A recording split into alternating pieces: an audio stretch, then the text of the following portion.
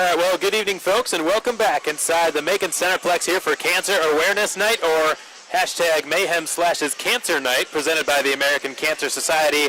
Not only does this have the makeup of an epic matchup for that reason, but also these teams are atop the SPHL standings. The Clash of the Titans this evening here in Macon to wrap up this home-and-home series. Thanks so much for joining us, everyone. My name is Alex Von Coydel, and I'm thrilled you could be here with us tonight on the Mayhem Broadcast Network.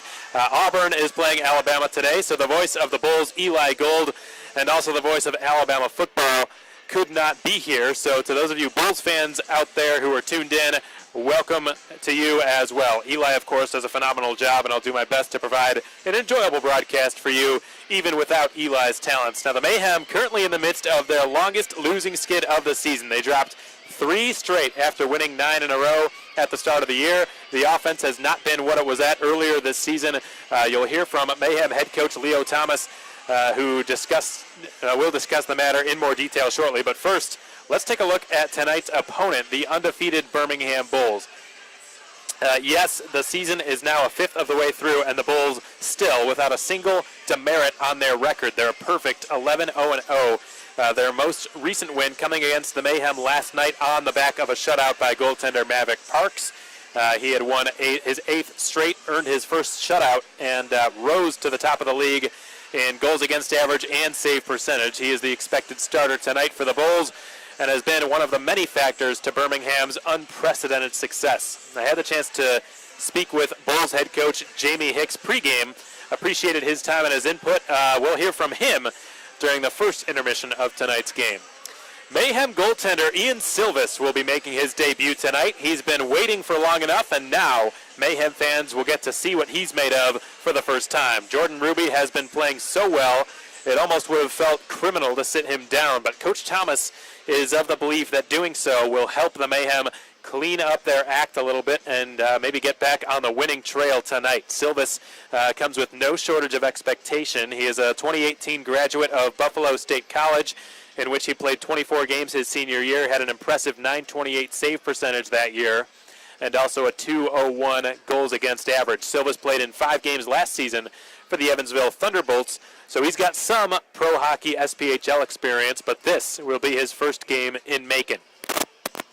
Let's take a look at our 3 keys of tonight's game for the Mayhem. Number 1, frequent shots. For those of you who did not read our preview that was posted on Mayhem's social media and on the website earlier, essentially we highlighted the correlation between high shot totals and high goal totals. Now, the Mayhem have outshot their opponents 9 times this season,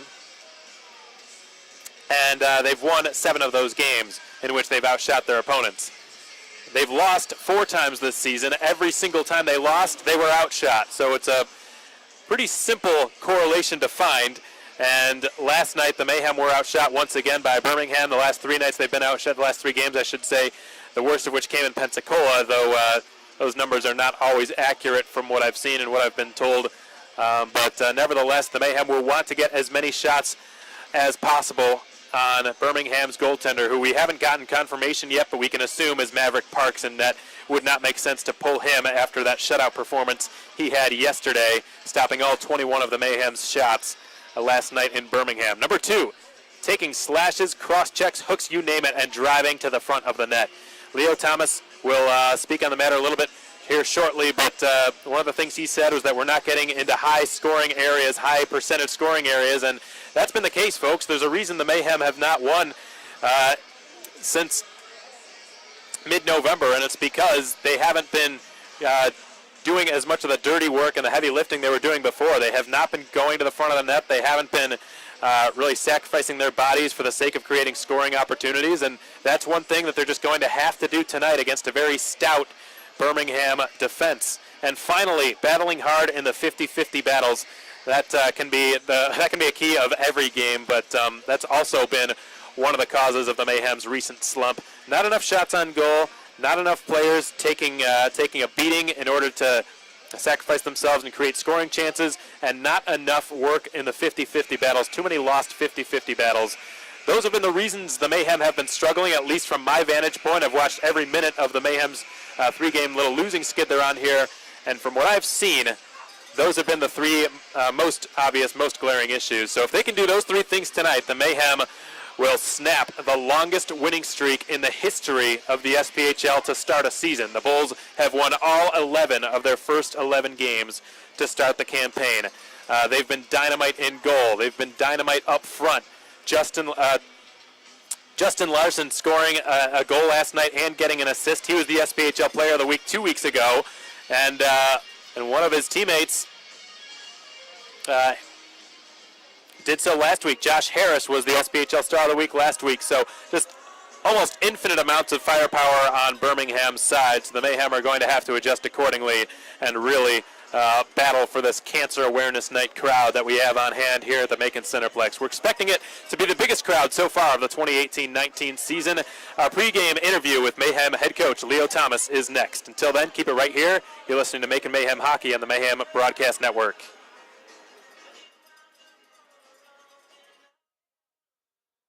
Okay, welcome back, everyone, and thanks for joining us tonight on the Macon Mayhem Broadcast Network. You're listening to Mayhem Hockey on SPHL Live and on YouTube. We hope you're enjoying your Saturday night.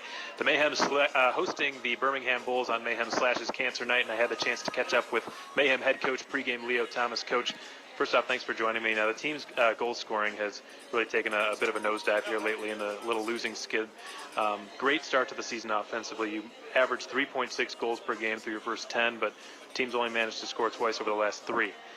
What has struck you as some of the most glaring causes on the ice for that sudden drop in production we've seen the last few days? It's obviously just the small things. We're not generating scoring chances in the offensive zone. We're not getting pucks to the net.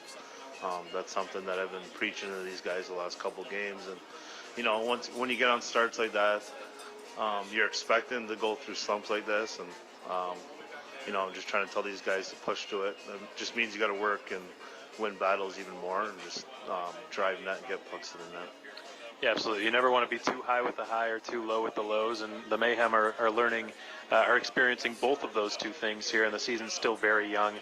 Also, holidays, they seem to often create distractions. It's hard to stay completely focused sometimes with Thanksgiving going on and players' families visiting and whatnot.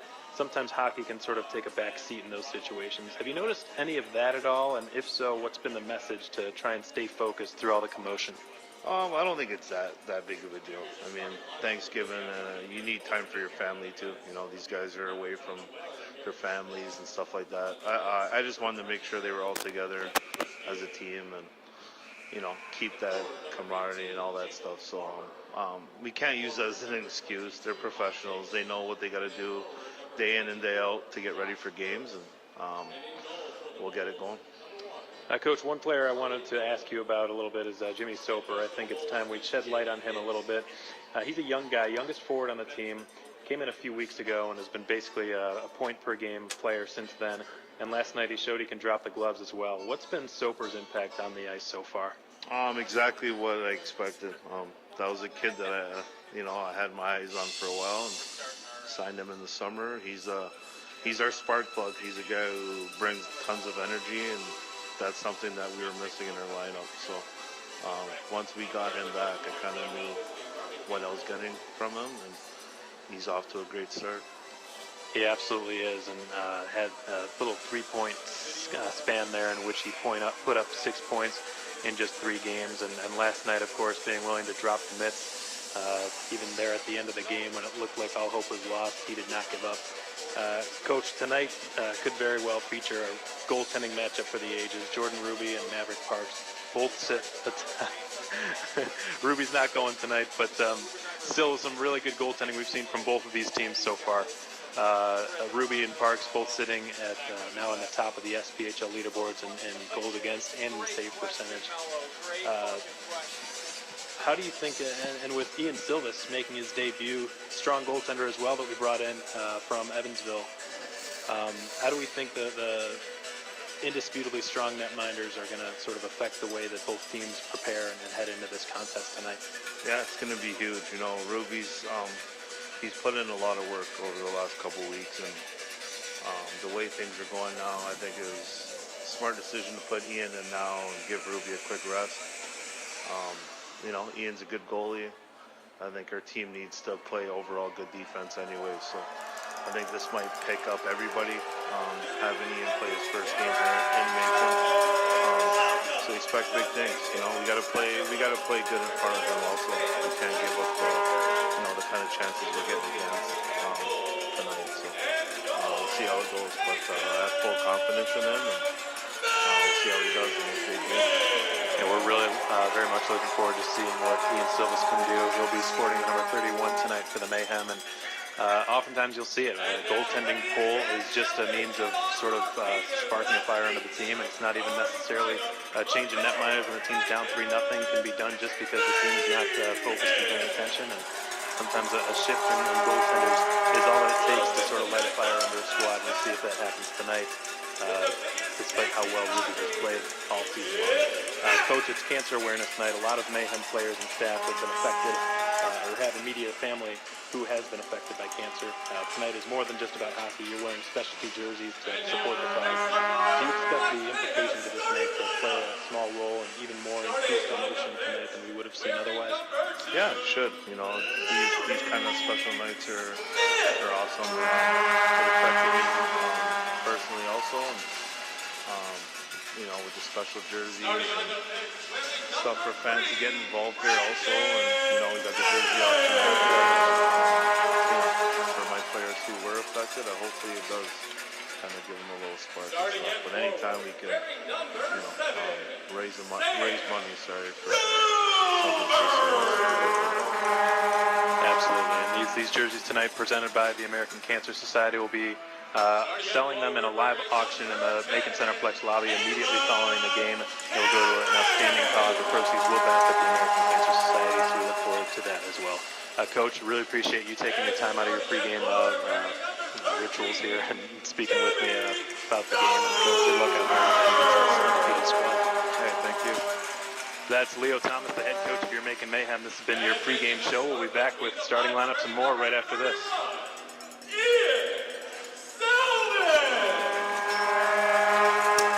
Okay, well, welcome back, everybody. Our public address announcer, David Higdon, letting these folks know here on Mayhem/Cancer Night who it is they'll be cheering for throughout this game. The starting lineups were just announced for both sides. We'll start with Birmingham.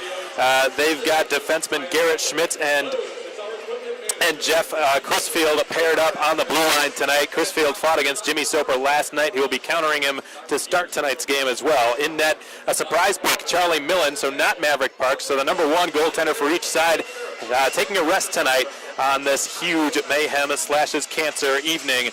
Already we can tell this is going to be the best crowd of the 2018-19 season for the Mayhem. So Charlie Millen in goal. He's played 2 games for the Bulls so far this season and has won both of them.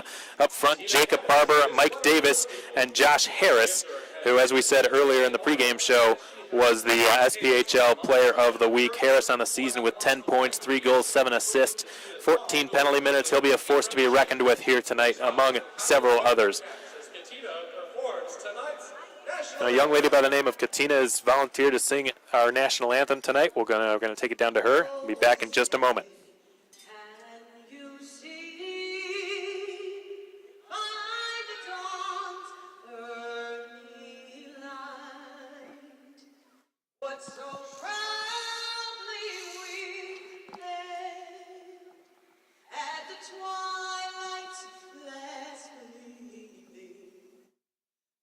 Broad stripes and bright stars through the perilous night. O'er the ramparts we watched were so gallantly streaming. And the rocket's red glare, the bombs bursting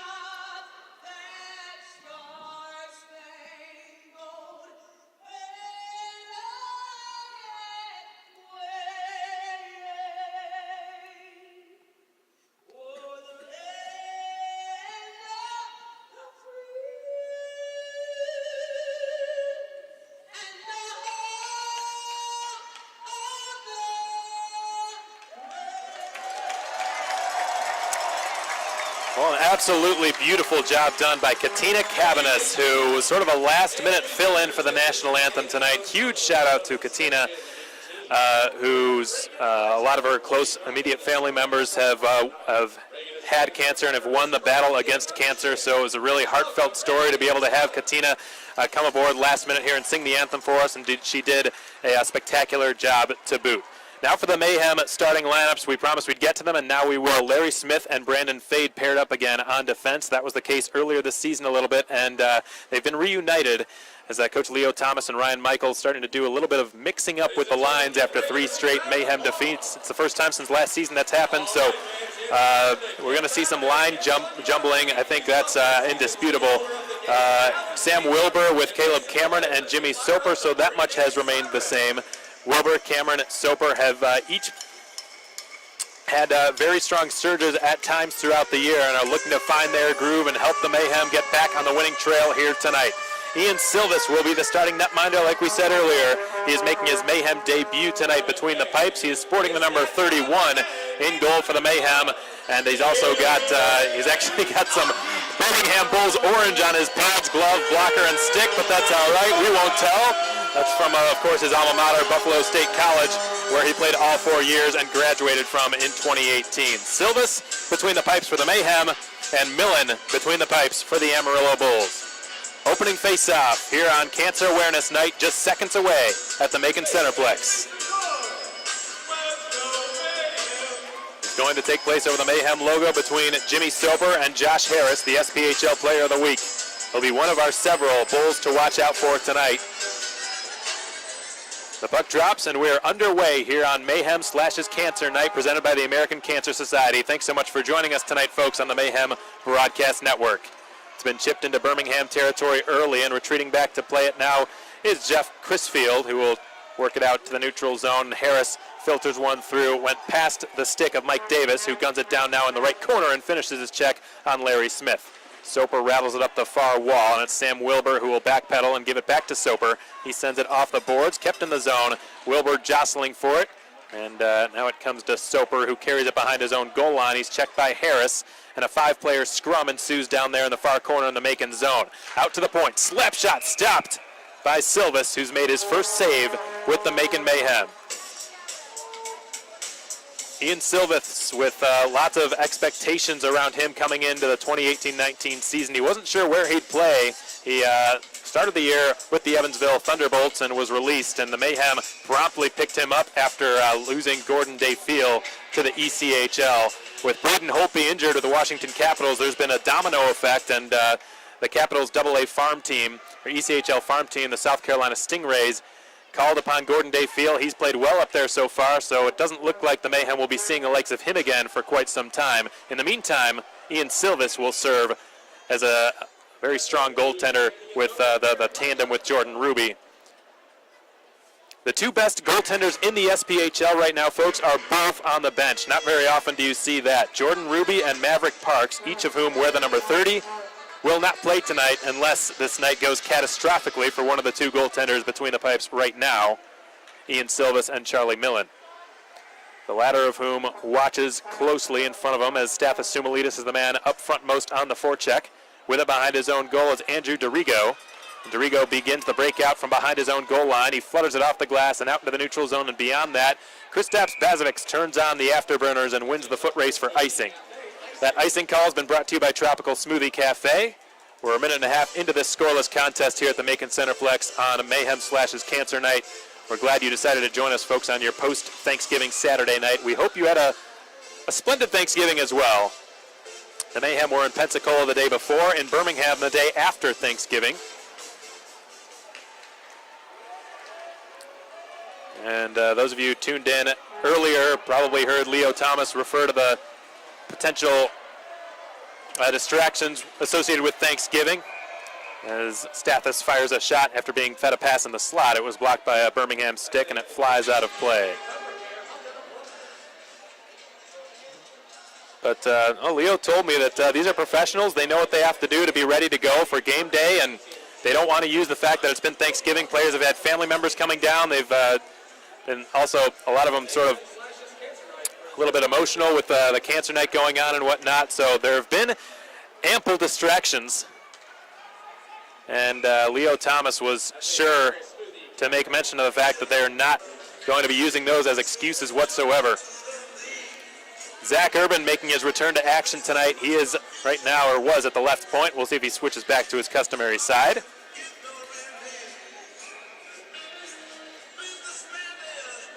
Urban having missed the last 4 games with a lower body injury. Good to see him back on the ice sporting the number 6, the most seasoned blue liner the Mayhem have, at least in terms of games played for the Mayhem, which is not saying much. The Mayhem, a very young defense corps coming into the 2018-19 campaign, as a clipping penalty most likely is forthcoming against Macon. It's actually going to be kneeing, so similar to clipping, and it's going to be against, speak of the devil, Zach Urban. Well, it's good having him back, but Urban already going to the box just 2 minutes into his long-awaited return. And for the first time tonight, the Bulls will be going to the power play.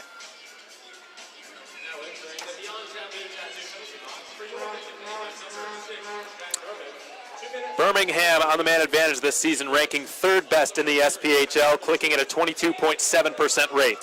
It's cycled up to Johnson and given over, D-to-D pass, down to the right circle, back to Johnston. His shot stopped by Silvas. The rebound goes off the post, whacked out of midair by a high stick, and the goal's being waved off. This will not count. The referee very emphatically waving that goal off. That was hit in by a high stick, no question. This goal will not count, much to the crowd's delight. And some of the Bulls are discussing the decision with him, but I think he was clearly in the right there. Simchuk and Taylor Dickin having a couple of words with the referee, but I don't think they have much evidence to back their case.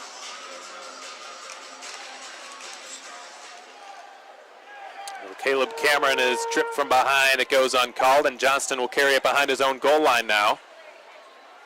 Garrett Johnston already with 6 assists in 11 games, the blue liner. It's chipped in, takes a funny hop off a stanchion. Jimmy Soper finding the seam and clearing it through it. Cameron, in the meantime, will head to the Mayhem bench. He's replaced by Stathis Sumalides, who charges after Charlie Millen behind his own goal. Millen dishes it off, and out with it comes Justin Larson. The SPHL Player of the Week from 2 weeks ago. Not very often do you see back-to-back Player of the Week nominations from the same team, and that's what we have from Birmingham. It's just a testament to how well they've been playing of late. And now it's Dickens cycling it up to the point. Larson has it. Two of whom connected twice yesterday. Larson's wrist shot through traffic is swallowed up by Ian Silvas.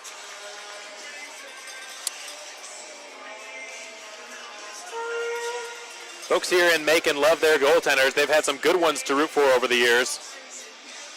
Gordon Dayfield, Jordan Ruby, Charlie Finn, Peter DeSalvo, and others. Ian Silvas joining that long list of exclusive company. And the fans here have grown to appreciate them and what they do as a result of some of the greats they've had come through Macon over the years. One of the greats is still here, Jordan Ruby, and I can venture to guess that Silvas has already spoken with Ruby a great deal since arriving here and learned quite a bit from him as well. Not just in terms of sheer athleticism, reflexes, angles, and whatnot, but also just about the culture of Macon, what it means to play here and put on this uniform, and what it means to play in front of these fans.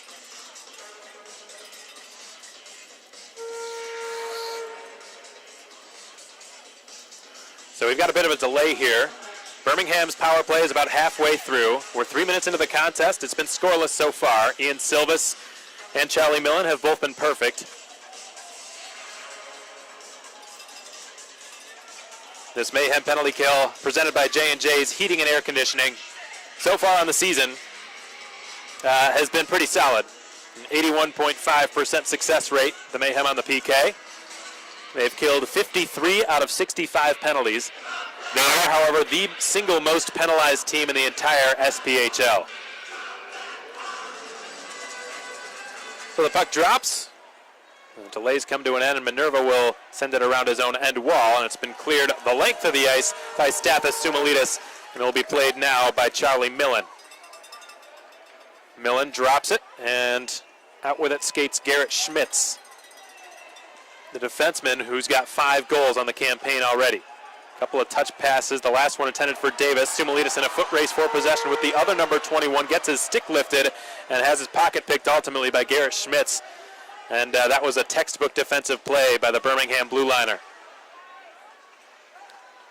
And now it's Josh Harris who will circle back with it and guide it on over to the opposite half wall. Angled behind the net now, and Schmitz has it under duress from Soper, who has a blowout, and Birmingham will skate it back the other direction. Jeff Crisfield deliberately over the blue line, sends it towards the net. It flutters into the corner on the near side. It's been chipped off the glass, out into the neutral zone. Zach Urban standing in the box. He's let out of it. And the Mayhem have just returned to full strength and get a round of applause from the appreciative crowd. Here, Andrew DeRigo has got it. He sends one ahead. The Bulls get a brief 2-on-1 developing. Davis shoots. Stopped by Silvis. Nice save. Might have gotten it with the glove or the mask. Tough to tell. He has to make another save. Kick stop with his right pad. And Silvis really showing what he can do in the early going so far for Macon. Caleb Cameron swivels through the neutral zone. Gains the blue line. Passes it to himself beautifully. Puts it on his backhand and drops it out for Seamer. Gets it back from Seamer. Cameron up to the line. It's fade shooting. Stopped by Millen through all the traffic. No clue how he saw that shot. Excellent glove snag by Charlie Millen.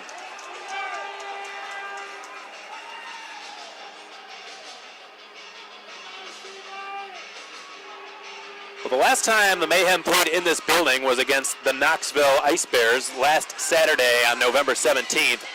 They played against the likes of Michael Santaguida, who I'd have to estimate is around 5'9" or so. And Charlie Millen, not very tall in stature either. But when Santaguida was here, he had an outstanding game. He only allowed one goal and stopped 29 or so shots. So the Mayhem have struggled in this building of late against shorter netminders. Millen, hoping he can be one of them.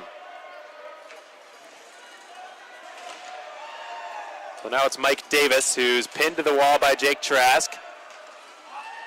A fluttering puck ends up in the high slot, and it's Top trying to clear unsuccessfully. Seamer will send it down to the corner on the left side, and it's Jake Trask who's pinned to the boards.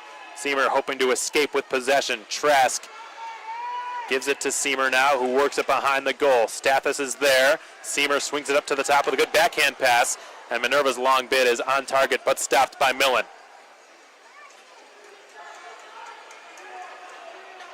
Johnston. The Mayhem are in the midst of a line change right now, giving Birmingham ample time to clear. They have done so. The long 200-foot clear is on net and stopped by Ian Silvis. Had it been wide of the goal, it would have been icing against the Bulls, so they catch a break. Sutliff redirects the puck into Birmingham territory, and it's played behind their net by Garrett Schmitz. Now it's dropped out by Craig Simchuk and batted into the Mayhem zone. Jarrett Cupp retrieving after it. Cupp still looking for his first point as a Macon Mayhem. He loves to shoot the puck, but he's not been able to solve any goaltenders yet. He's the type of player the Mayhem are going to be counting on to try to snap out of this funk, because one of the keys of tonight's game, and presumably several games going forward from here, is going to be shooting the puck early and often. And Jarrett Cupp certainly loves to do that. The Mayhem have cleared it, get a fresh 5 out there immediately thereafter. And Millen passes it out to his right. Puck is intercepted by the Mayhem. Here's Cameron returning it into the slot. It flutters over the net after it redirected off of a Bull's stick. And now it's Cameron working it back up to the blue line. Right point, stutter step by Fade. Gets around his man. It's Jacob Barber. Then centers it. Loose on the doorstep and cleared out to the point and carried out of harm's way. Here comes Birmingham. Brought down the left wing side by Barber. Sends it over. It was between the stick and the skates of Garrett Schmitz. A good back check was done as well. Mike Davis was actually the intended target there. Apologies, not Schmitz. And Davis gets the pass. Now he's flattened by Alexander Taulian, the former Amarillo Brew. Should have been interference called away from the play as Cameron was brought down by Andrew DeRigo. Nothing called. Play resumes. We're 7 minutes into the first period here at the Macon Centreplex. No score between the Mayhem and the Birmingham Bulls. Brandon Fade's got it behind his own goal line. He sends it D to D for Larry Smith. Smith's pass nearly received by Taulian, who kicked it too far into his path. The Mayhem will change personnel as well. In the meantime, it's taken behind by the Birmingham net by Andrew DeRigo, who waits with it. He's been very patient back there so far. Birmingham's number 4. Those of you Bulls fans who did not hear earlier, your head coach Jamie Hicks spoke with me before the game started. We'll hear from him in the first intermission. Offside was the call that instituted that whistle just seconds ago. In the meantime, we're going to take a minute or so pause here on the Mayhem Broadcast Network. No score with 12:24 to play in the first period. Hopefully everything is okay. It looks like Stathis Sumalitis may have an equipment malfunction that needs working on, as Mark Bones Bratmuller has headed back to the Mayhem locker room with Stathis to take a look at whatever it was bugging him. In the meantime, we're going to take a pause on the Mayhem Broadcast Network. Again, no score between the Mayhem and the Bulls. We'll be back in just a moment. You get new seats in 24 row A, right down to the front against the glass where all the action is. Give us a wave. There we are. So from up at the top all the way to the glass. All right, guys. Whoever can answer this first wins. Name one of the assistant captains of the Macon Mayhem.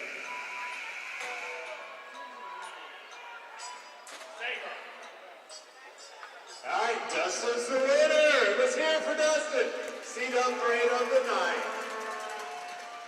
All right, so a neutral zone draw takes place near the Birmingham bench, and Stathis Sumalitis has not returned, so there must be an equipment malfunction that could not be remedied by Bones on the bench, so he's going to have to take a look at it in the locker room here. Birmingham doing well at the blue line to keep it in the attacking zone. Boy, we've really seen some of the reasons already, folks, why Birmingham is 11-0 right now. The Mayhem believe we're on a delayed offside, but nothing's going to be called here. The linesmen keep their arms down. And it's Garrett Schmitz,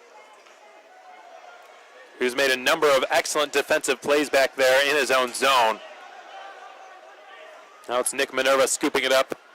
A very special night for Nick Minerva, who donated most of his hair for survivors of cancer. And he sends it just wide of the net, icing the call against Minerva and the Mayhem. So the linesman calling Minerva back onto the ice after he had sent it the length before reaching the red line. That icing call has been brought to you by Tropical Smoothie Cafe. We're 8.5 minutes into this scoreless hockey game. 5-2 your shots in favor of the visiting Bulls, but no score. And they have sent out some of their big guns. Craig Simchuk, Justin Larson, and Taylor Dickin up there offensively, with Garrett Johnston and Casey Kolsicki at the back.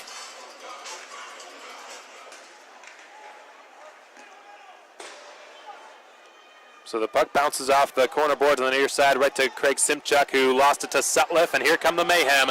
They've got some numbers, the Bulls hustling back. It's Kletcha dropping it, Sutliff shooting it, blocked. And it looked like the stick of Jeff Crisfield interrupted that, and back to the right point it will go. Urban sends it down, and it's Levesque twisting away. He's still got possession. Justin Levesque got the puck on a string. Trying to cut the string in half is Taylor Dickin. Now it's Seamer emerging with it. He will send it down to Minerva, who fires off the chest of Charlie Millen. Cameron to Urban. Urban floats it towards the goal, intercepted, and out comes Birmingham with it, rather. And now it's Craig Simchuk who stops and feeds one across the width of the ice. Bounces off the half boards on the far side. Justin Levesque will leave it for Cameron now at the red line, who's at the end of a shift. Caleb Cameron skates into the slot with it. Puck sliding slowly back to the left point, skittering it along the end, or the half wall, Larry Smith. And it's Jimmy Soper dropping it to Wilbur, who will send it back to the blue line for Brandon Fade, fresh off a line change. He angles it off the end wall. Alexander Taulian's got it. He reverses it. The Mayhem really going to work here, cycling the wagons. This has been some of their best hockey they've played so far tonight. Sam Wilbur leaving it out for Jimmy Soper, for Taulian. Not quite in his wheelhouse. He couldn't pull the trigger on the one-timer. Larry Smith jumps in, flutters the puck up in the air, and it's been cleared past the red line as it bounces now near Jimmy Soper. He spirits it ahead for Sam Wilbur, tried his patented slip-through move, but he mishandled the puck, rather. It's been flung in from center ice. Ian Silvis makes a routine stop with his stick and hangs onto it. Josh Harris sending it on goal from 75 feet or so. The SPHL Player of the Week unable to beat the likes of Ian Silvis from that distance. We're halfway through the first period. No score here in Birmingham. Anyone tuned in out there on the Mayhem Broadcast Network, whether you're watching on SPHL Live or you're listening to our radio broadcast on YouTube, To do as many slap shots against the wall as they possibly can. we'd love to have you comment. Personal training experience. All right, guys, you ready? On Twitter. Make sure you at the Mayhem, at Macon Mayhem on Twitter. We'd be happy to give you a shout out Oh, it is. at some point before this game comes to an end.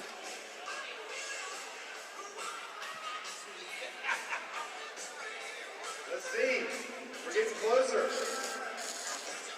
3, 2, 1. Stop, guys. Oh, that is close. That is very close. Oh, Wayne beat him, 28 to 27. The face-off that will ensue will take place to Silvis's left, his glove side. And Harris sent it into the corner on the near side of the ice. Bazovic's able to clear one up just past Trask, who's got to turn on the Jets to looks like outrace Chrisfield for the icing call. Trask winning it pretty easily. Simulidis with a touch pass. He's back out there after the equipment malfunction that was bugging him earlier. It's Josh Harris being checked into the corner boards on the far side, and now it's Davis reversing it up the wall up into the neutral zone.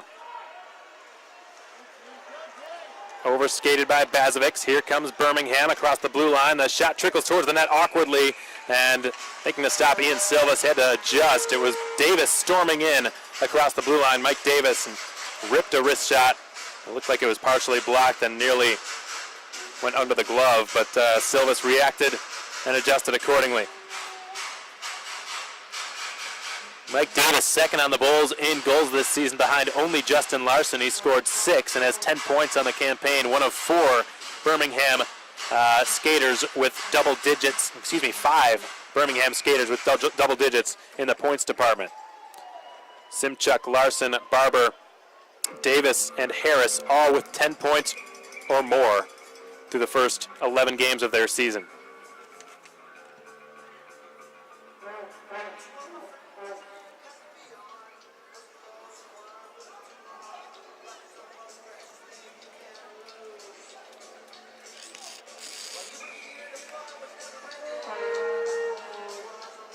So Top, scrappy job in the face-off circle on the right side of the ice. He won it, and Cup will backhand it up to Dakota Kletcha. He's got his head up, makes the pass intended for Sutliff, interrupted by Andrew DeRigo. We get a whistle for a penalty called against Birmingham, I believe. And that will be the case for the first time tonight. The Mayhem will be going to the power play. Ouellette guilty of a check from behind, if I'm not mistaken. And Lauren Ouellette will take a seat.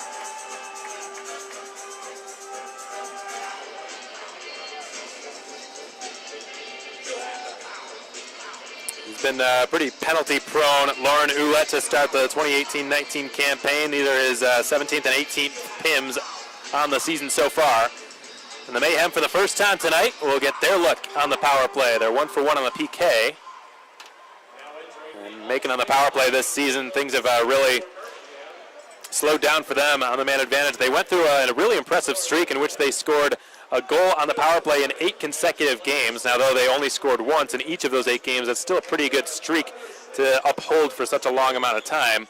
But that was snapped on Wednesday night in Pensacola in their 2-1 shootout loss.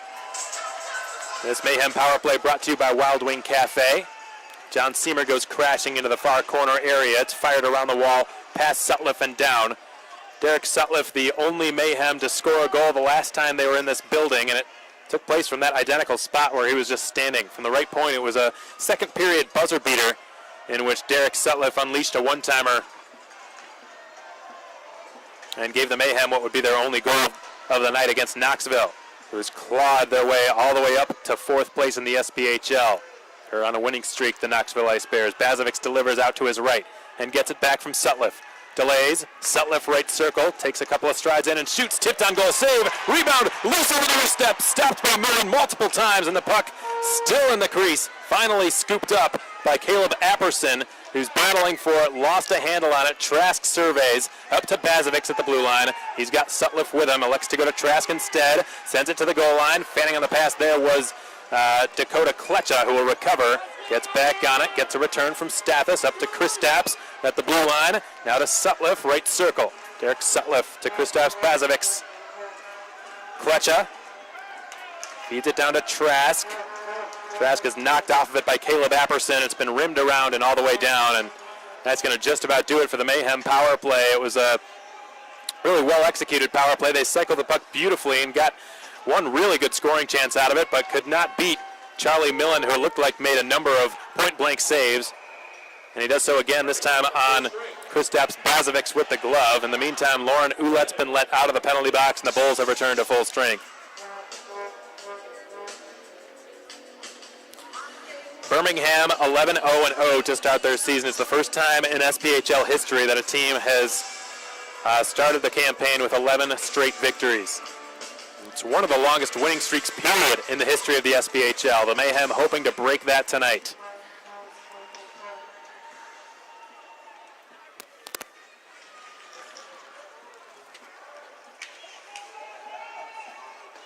Silvis is behind his goal. Whiffs on the pass a couple of times. It looked like the second time he had his stick lifted, which is why he didn't connect with the puck, but Cup will skate it through center. And saucers one over to his right. It's Wilbur taking a slap shot. It was saved by Charlie Millen. Rather, that was Taulian firing the slap shot from the right circle. Both goaltenders remaining perfect. We're a little bit behind on the shot clock count, but we know that the Mayhem, with that recent power play, probably if not leveled the score in the shots on goal department, came pretty close. Of course, that's one of our keys of tonight's game for the Mayhem, is getting shots on net, because all 4 games they've lost this season have been when they were outshot. Of the 9 games they won, 7 of them they outshot their opponents.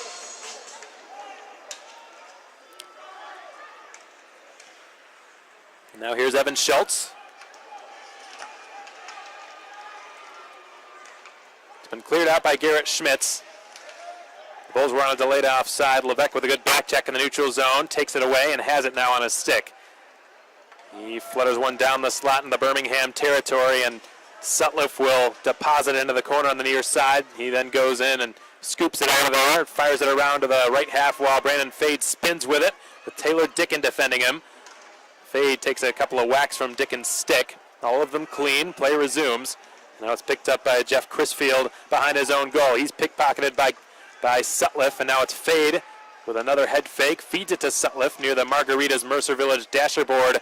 Smith gets it in the deep slot. Fans calling for a shot. Smith delivers, but it was wide of the left post. Now a stuff attempt from in tight multiple times, all stopped by Millen. And it's Soper, rather Levesque, who spins with it. Justin Levesque carrying it behind the net. The Mayhem really going to work along the dirty areas and battling, making the Birmingham defensemen twist and turn every which way below their own goal line in the defensive zone. Icing just barely called against the Bulls, who have got some really gassed players out there who will not be able to change. 5:08 to play in the first period. No score here in Macon. Thanks for joining us tonight, folks, on Cancer Awareness Night.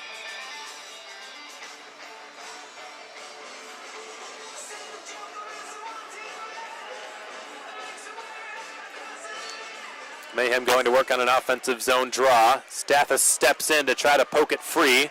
Good step there by Minerva. Wasn't sure where the puck was. It was right in front of him. Now he sees it and retreats back to swap with Stathis.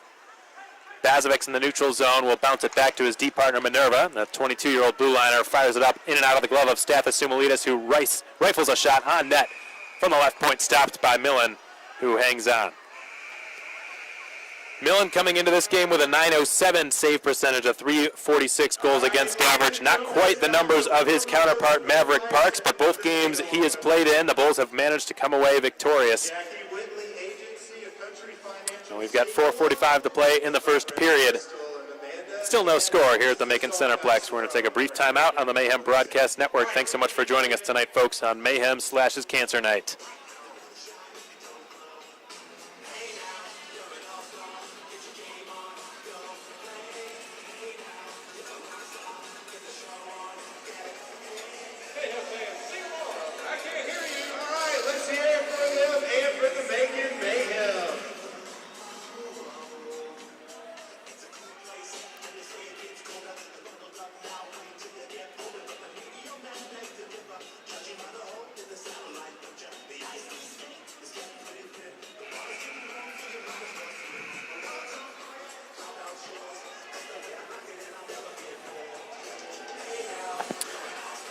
So a shout out to Mrs. Markert and to Brian J. Cash, who are tuned into tonight's game.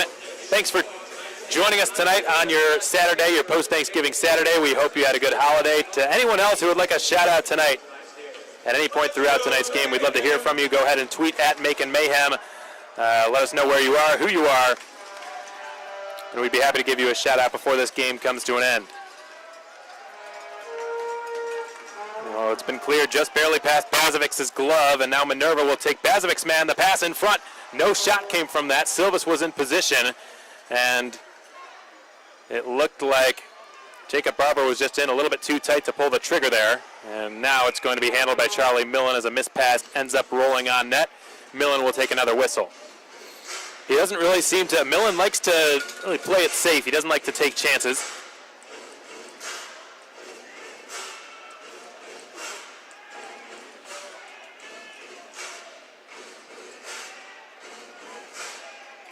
And Sammy Wilbur's units being sent back out there. The starting lineups for tonight's game from Leo Thomas's side. Wilbur, Cameron, and Soper all on the ice for an offensive zone draw. All three of these forwards out here have played center for quite a bit of time so far this season, folks. They're all really centers who are playing all over the place. It looked like Birmingham just scored on a neutral zone shot. Ian Silvas is waving that off. I'm not sure what's going on here. Puck was just dumped in. It seemed like an innocuous play, but I saw it enter the net, and now the referee waving it off. And boy, folks, I'm going to be honest, I took my eyes off of that for a second. I'm not sure what just happened. All I know is that it was dumped in from center. I'm not sure if they're saying it was an offside or hit by a high stick or what. And right now, Shane Topp from Birmingham is giving the linesman a piece of his mind. Craig Simchuk discussing the call with the referee again.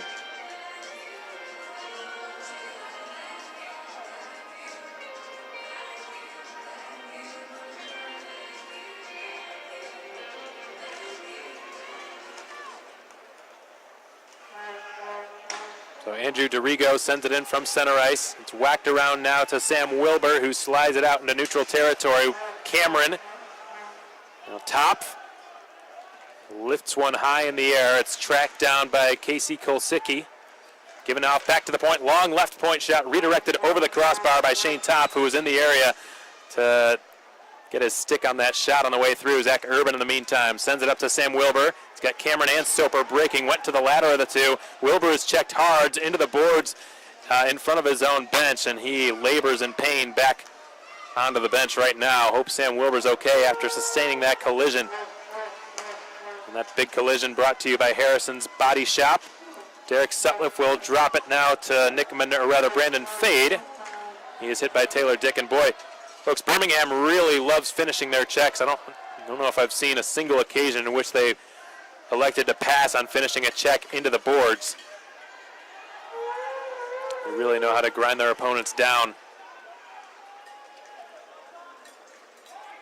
Birmingham's just cleared it down the length of the ice, icing the call against the Bulls. That icing call has been brought to you by Tropical Smoothie Cafe. Now, normally we'd say that the Mayhem's best chances for winning come in the third period. They triple their opponents in third period scoring this season, but what with it being Cancer Awareness Night and whatnot, and the fact that the Mayhem really wanted to get on the board early, we'll hear Brandon Fade talk about it a little bit during the second intermission. A former Birmingham Bull. Talk about how oftentimes Birmingham can snowball a little bit if you get ahead on them early and get a lead early on them. So that's something the Mayhem really hunting after right now. Minerva is taken into the end boards by Taylor Dickin, who scraps away for it. The centering pass out to Simchuk, bounces off his blade. Dickin is checked again, as is his line mate Justin Larson. Larson pivoting with it, taking it away from Kristaps Bazovic. Now it's left off and behind the net. Johnston turning the corner with it. Up to the blue line, the D-to-D pass. It's Caleb Apperson. Onto the right side in the adjacent corner. It's taken by Craig Simchuk, who will leave it. Johnston sends it around the end boards counterclockwise, and it's Taylor Dickin fighting for it. Minerva trying to twist it out. No luck. It's picked off. Caleb Apperson dropping it off now. Long left point shot by Simchuk. Slowly flutters towards the net. Intercepted by Bazovic, who twists and turns with it. Birmingham is winded. All five of their skaters have just gone to the bench.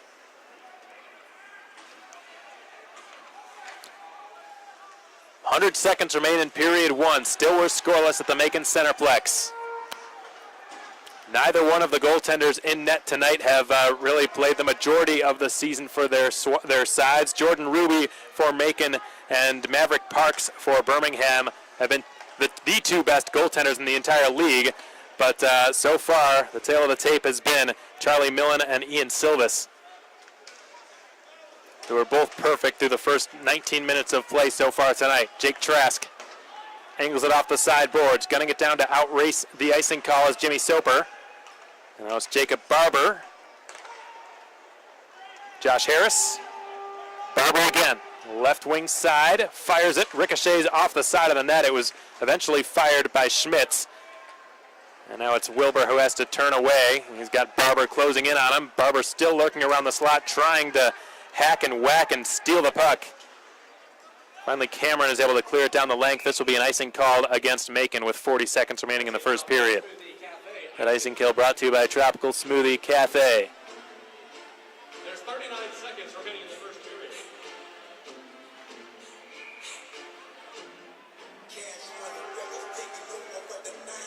So a defensive zone faceoff will now take place to Silvis's left. Jimmy Soper against the other number 13, Casey Kolsicki. Puck flutters over the glass in the right corner, out of play immediately after the puck dropped in the faceoff. We're going to give a shout out to Nathan Burdett, who just commented on our Twitter page. He's been a huge Birmingham Bulls fan since the early 1990s.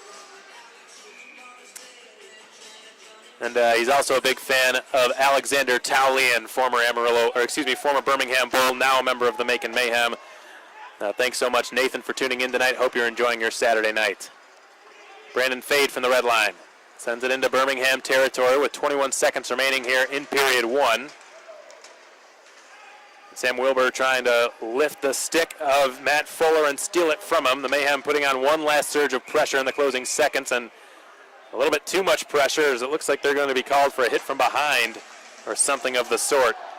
Nick Minerva has been penalized. There's a loose glove belonging to Matt Fuller in front of the Birmingham bench. In the meantime, Fade, not Minerva, skating to the Mayhem penalty box and will pop a squat.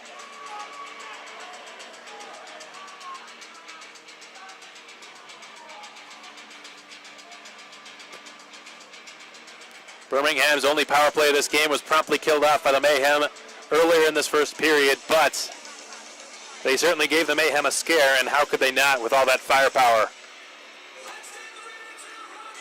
9.4 seconds, certainly time to get a shot off here for Birmingham. Face-off taking place in the left circle in the Macon zone with Brandon Fade serving a slashing penalty for 2 minutes. That was not the original penalty that was called by the referee. That was not the signal he gave, but it's been changed to slashing. Nevertheless, Fade in the box for 2 minutes. The Bulls back to the power play. This Mayhem penalty kill is brought to you by J&J's Heating and Air Conditioning. Soper doing some good work with Smith, but they can't clear it. Johnston with some room, wrist shot blocked, fluttering slowly wide of the cage, and time has just expired. And the first period has come to an end. No score through the first 20 minutes of play here at the Macon Centreplex. For those of you tuned in tonight, thanks so much. We're glad to have you with us on the Mayhem Broadcast Network. We hope you're enjoying the broadcast as well as the game on the ice between the Mayhem and the Birmingham Bulls, the top two teams in the SPHL at the moment. The Bulls a perfect 11-0-0. The Mayhem a strong 9-2-2 record to start their year. If the Mayhem defeat the Bulls tonight, they will tie them for points in the standings, though point percentage will be in favor of Birmingham no matter what happens, no matter the result of tonight's game. Still, the clash of the SPHL Titans on hand tonight, and it has shown through the first period of play. We received a comment on Twitter about periodically panning over to the scoreboard. We hear you, and we'll be sure to do it going forward here in period two. The shots on goal, 8-8. The goal scoring has not happened yet so far through 20 minutes of play, but it's been an evenly played game, and the stats are reflective of that.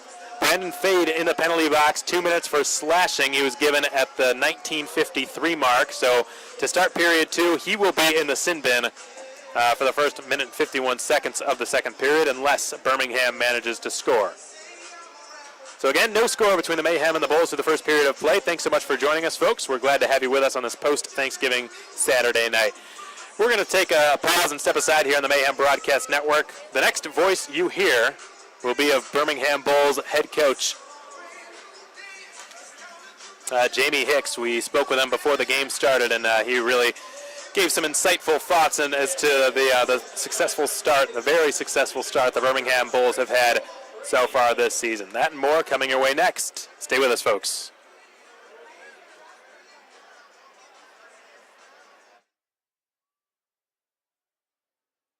Hey, welcome back, everyone. Thanks so much for joining us tonight on the Mayhem Broadcast Network. You're listening to Mayhem Hockey on SPHL Live and on YouTube. We're so glad to have you with us here for our first intermission report. I had the chance to catch up with Birmingham Bulls head coach Jamie Hicks. Now, Coach, first off, thanks so much for joining me. Really appreciate it. Your team has gotten off to an immaculate start to the season, 11-0, unprecedented territory here in the history of the SPHL. I know there are several, but if you could pinpoint one aspect of your game that's been the biggest factor for this tremendous start, what do you think it would be? Well, I don't think you can really pinpoint. I think it's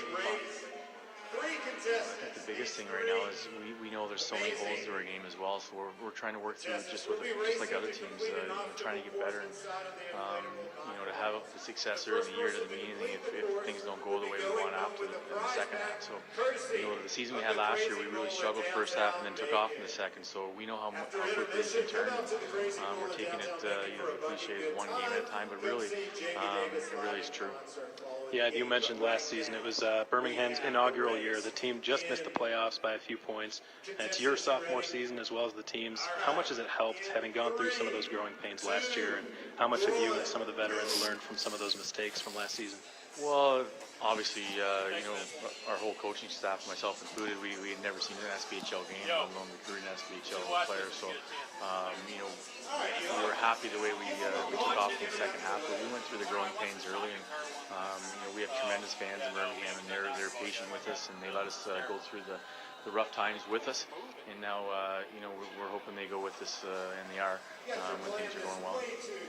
Yeah, absolutely. And you faced Macon for the first time this season last night in your barn. What was something unique about playing the Mayhem that sort of stood out to you in your first head-to-head matchup against them? Well, they came as advertised. They're a really good hockey club, and Leo does a great job getting them ready. And could have went either way last night. I thought both teams had good goaltenders in the nets, and that's why the score was low. But also, Macon hit a goal post there in the first 3 minutes, popped right back out. We go down 2 minutes later and score. Well, that's a big swing, So we know that it was a really close game, and we're very anxious to see how we do tonight. Coach, you mentioned the goaltending. Maverick Parks has been outstanding for you guys. He now leads the league in goals against, save percentage. He just earned his first shutout of the season yesterday. And it arguably came up against one of his biggest challenges he's had all year. Is that just sort of competitive nature on his part, preparing for the juggernaut offense he knew was coming into town? Well, he's been really good for us all year, and he was really good for us when we started the franchise last year. Like, if it wasn't for him early on last year, the year could have went a different direction. But he's a pro's pro when he gets in the net, and we've been very fortunate to have him. I think he likes Birmingham, and when you like your team and playing in the city you like, it's easier to focus, and he's done that very well this year. He certainly has. He just actually passed up his counterpart who he was playing against yesterday in most of the goaltending categories in the SPHL leaderboards. Unfortunately, Ruby will not be going in net tonight. Ian Silvis making his debut for Leo Thomas in the Macon Mayhem, but still, I'm sure it'll be a goaltending matchup worth watching here this evening. Now, Coach, last question here for you. As I'm sure you're aware, it's a big night here in Macon. It's Cancer Awareness Night. We're expecting our biggest crowd of the year, and the Mayhem have dropped 3 straight now after winning 9 in a row. What will be your message to the team heading into the contest? Well, stick with the game plan, and it's a big night. I think for the SPHL, all the teams do a great job in supporting foundations, trying to raise money for certain causes, and we support what Macon's doing tonight, obviously. And it's great to have a big crowd. It's a great rink to play in. I think it's going to be two teams that can skate, and we're excited for the challenge. Sounds great, as are we. Coach, really appreciate your time, and good luck out there tonight. Thank you very much, Al. That's Jamie Hicks, head coach of the Birmingham Bulls. The visitors tonight here on Cancer Awareness Night. Hashtag Mayhem/hockey if you'd like to share your personal story on how it has affected you. We'll be right back with out-of-town scoreboard updates and so much more right after this. Okay, folks, well, welcome back. We hope you enjoyed that intermission interview with Birmingham head coach Jamie Hicks. It was really a pleasure speaking with him and getting his input and insight as to how Birmingham has done what they have done to start their season. And he said it. It's nothing super fancy, out of the ordinary, nothing you wouldn't expect from a head hockey coach. Basically just saying one game at a time has been the recipe for success for his team. And while it may seem and sound like a cliched statement, he made certain to point out that it was the case and that it was true. So it's certainly been admirable what the Bulls have been able to do so far this season, but the Mayhem think that no team has a better chance of spoiling and snapping that streak than they do. They've been one of the strongest teams in the SPHL to start the season as well, up there with the Peoria Rivermen. Outside of that, there's a pretty big drop-off in terms of the standings and where every team is located in the points department this season. Also, the goals differential. Birmingham, Macon, and Peoria are all north of a +10 goal differential so far this season.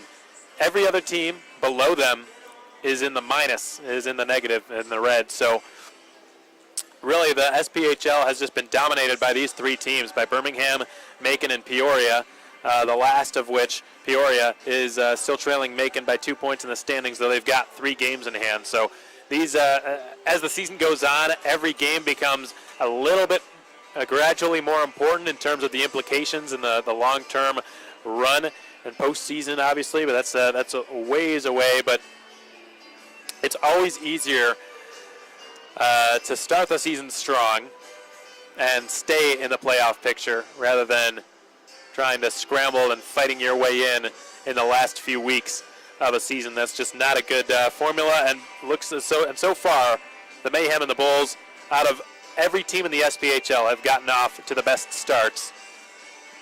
Those two teams, with Peoria being a close second, the two of them being at the top.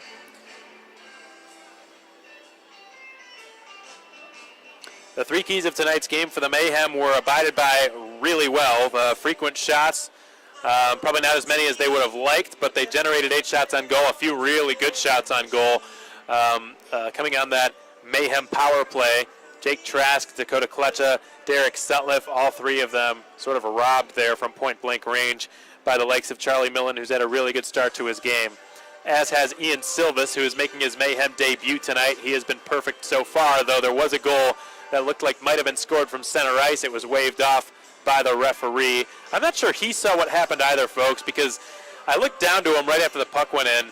He gave the goal, he pointed at the net and gave the goal signal, and then moments later he waved it off. I'm guessing he conferred with his linesman, who told him that it must have been on an offside. I never got confirmation on why that goal didn't count, but I would guess normally when shots go in from the neutral zone, usually the problem why they don't count is that there was a player offside, and if there's a player across the blue line prematurely when the puck goes in, the goal does not count. Even if it was a delayed offside and the whistle never blew, that's just one of the rules. So I'm guessing that's what happened. Now, it could have been maybe a high stick. I think that's a stretch. I didn't quite see it all the way through, but I'm guessing it was waved off due to an offside. But outside of that fluke, Ian Silvis has been perfect, and his save percentage is still 1,000 so far as a member of the Macon Mayhem. But he'll have his work cut out for him when we return him in the second period, because he'll have a long power play to fight off, a long, formidable power play in the Birmingham Bulls, who have been a very strong team on the man advantage this season, 3rd best in the league, behind only Roanoke and Knoxville on the power play. As promised, let's take a look around the SPHL for some of your out-of-town scoreboard updates. Lots going on tonight. Every team in the league is playing on this post-Thanksgiving Saturday. Knoxville is up in Fayetteville. They've won each of their last 3 games the Ice Bears had, and it started with a victory over the Mayhem. So that win against Macon last Saturday night was what sort of commenced this almost snowball effect or domino effect in which they collected back-to-back-to-back wins. Last weekend they hosted Fayetteville, defeated them in overtime. Before that, made a trip to Huntsville, Alabama to square off against the defending champs. They beat the Havoc 5-3. Shortly after playing against the Mayhem in this building, it was the last time the Mayhem have had a game here until tonight. So Knoxville really on a roll, and we saw what those new additions to their squad brought to the table. Ilatalo, Grauer, Zhykov, and Nielsen, all four of them making their second appearance as Ice Bears when they played against the Mayhem last Saturday night. And we saw what a different team they were.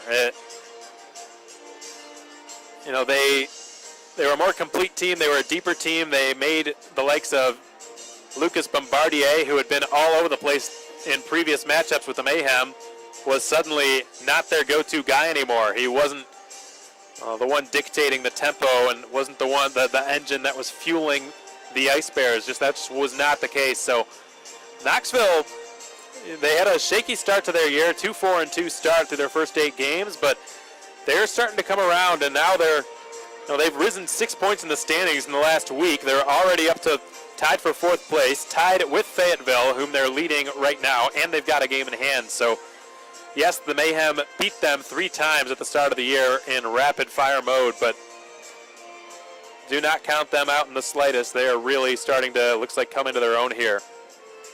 They lead 4-2 in Fayetteville past the halfway point of the second period.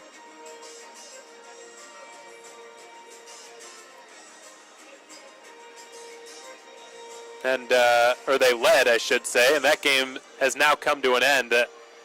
What started as a pretty close game is now turned into a blowout, really. They ended up winning 7-2 against the Marksmen, so just a sheer and utter blowout on the road up at the Crown Coliseum in Fayetteville, North Carolina tonight. So the Marksmen, with that defeat in regulation, dropping to 5-6-2. The Ice Bears rising to 6-4-2.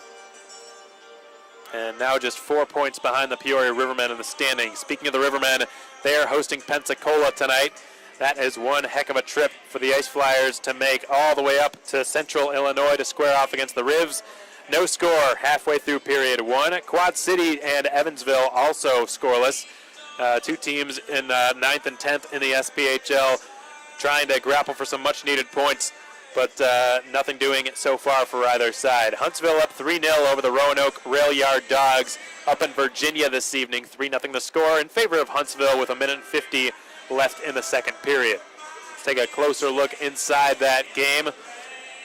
Huntsville has scored in both periods, 1 and 2 so far. Trevor Gerling with a power play strike assisted by Cy Nukovic and Alec Brandrup in the first period, and then Kyle Sharkey, who tallied a point with the Mayhem in their lone game against Huntsville so far this season. Sharkey with a pair of goals in the second period, with assists coming from Derek Pearl and Peter Sakalis, and then Derek Pearl and Ryan Salkhead. So Sharkey with a pair of strikes in period 2 within a 3.5-minute span to give the defending champs a 3-0 advantage over the Roanoke Rail Yard Dogs. That wraps up your out-of-town scoreboard update, folks. We've got about 4 minutes or so before we can bring you second period action at the Macon Centreplex. In the meantime, take one last bathroom break, pull up your favorite beverage, sit back, relax, and take a time out here as we await the second period in this clash of the SPHL Titans. Till then, keep it right here. We won't be gone long.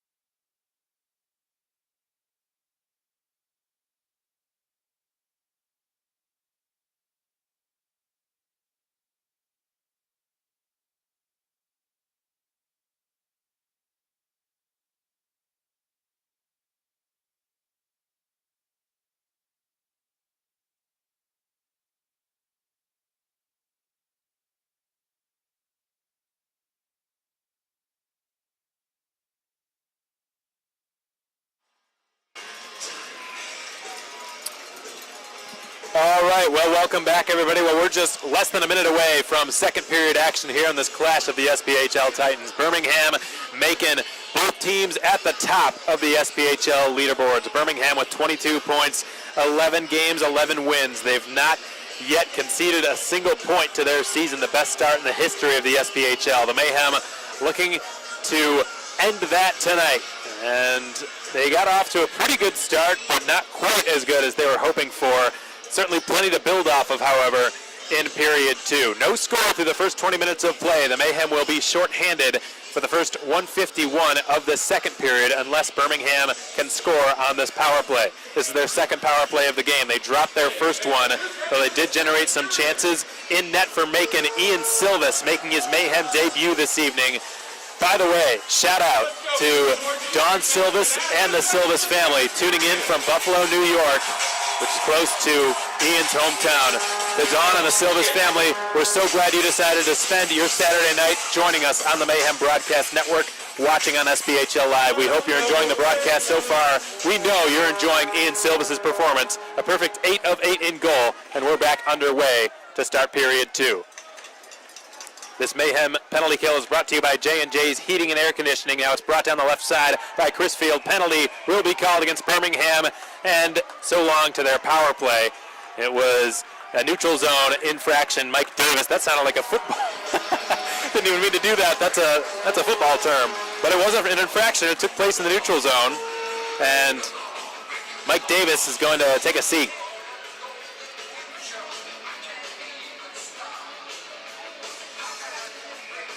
So Birmingham now dropping to 0 for 2 on their power play. The Mayhem will get a chance on a 4-on-4 and a 23-second long man advantage after the fact. Jake Trask will line up to take a rare face-off here. He's got Stathis Sumalitis at his 4 or 5 o'clock. There's an equipment issue with Charlie Millen. He's getting his glove blocker and stick back on. Nick Minerva is manning the blue line with Kristaps Bazovic on his left. And for this 4-on-4, Jamie Hicks countering with Josh Harris to take the to take the face-off against Jake Trask. He won the draw, and Garrett Schmitz will motor out of his own zone with it and start closing in on Bazovic on the right side. His shot is shoulder to side by Silvis. Picked up in the slot, turned on goal. Butterfly save made by Silvis. He keeps the game scoreless. Half a minute into the first minute of period two.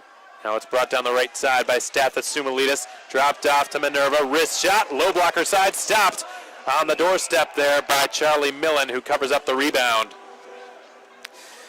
Nick Minerva really trying to pick his shot there. The Mayhem's number 5, who earlier this month gave most of his hair away to surviving girls who have survived the battle with cancer.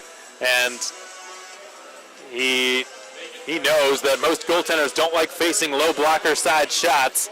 It's really no goaltender in his right mind would prefer to face a shot that's earmarked for his low blocker side. It's probably one of the tougher saves a goaltender could make, so props to Charlie Millen for making that save and, more importantly, covering up the rebound afterwards.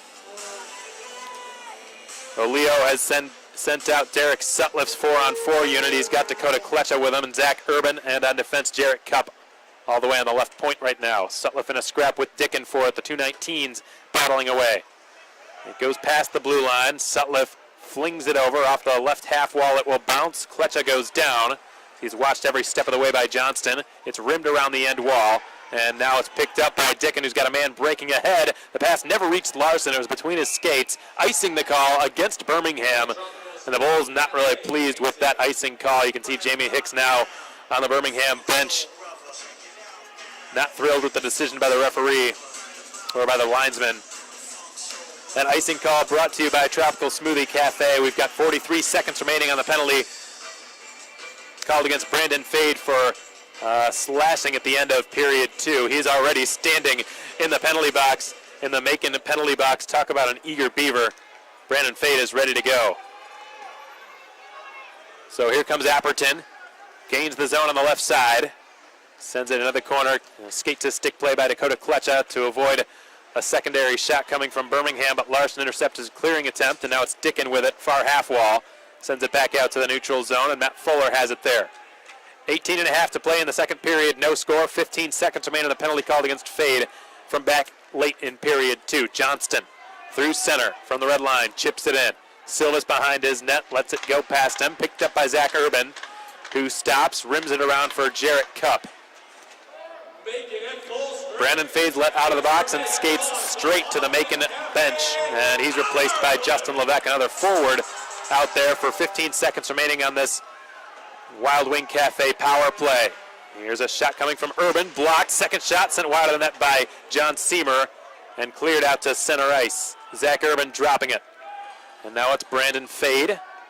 Excuse me, it's Nick Minerva. And now Seamer will send one ahead, redirected by Sam Wilbur into the Birmingham zone. And again, Charlie Millen taking the safe route, taking no chances. Millen a perfect 8 for 8 in the first period of play, countered by an 8 for 8 save performance in the first by Ian Silvas, making his Mayhem debut. Millen playing in his third game of the 2018-19 season. Shout out to the Sutliff family who are tuning in right now from Las Vegas, the hometown of Derek Sutliff. Thank you very much to Rachel and the Sutliff family. We hope you're enjoying your Saturday night. Speaking of Las Vegas, folks, it pains me to say that Mayhem ticketing director Michelle Carey, who's been nothing but a sweetheart since I've gotten here. She's been outstanding. Her work ethic is unbelievable, and she's also a great human being. She will be moving to Las Vegas, which is, I suppose that's good news for the Sutliffs, not good news for the Mayhem. But we will, of course, will wish her all the best. This is her last game. She's here. Speaking with season ticket holders who have come to go really close with her over the last year or so. As Chris Field is checked hard, a Harrison's body shop collision. A whistle will be called. A whistle will be blown. Sam Wilbur guilty, I believe, of interference, and the Mayhem will be back to the PK momentarily. Both teams 0 for 2 on the power play so far tonight. This Mayhem penalty kill will be brought to you by J&J's Heating and Air Conditioning. Sam Wilbur serving the penalty. But best of luck to Michelle. This is the last game she will be in this building, and we wish her all the best.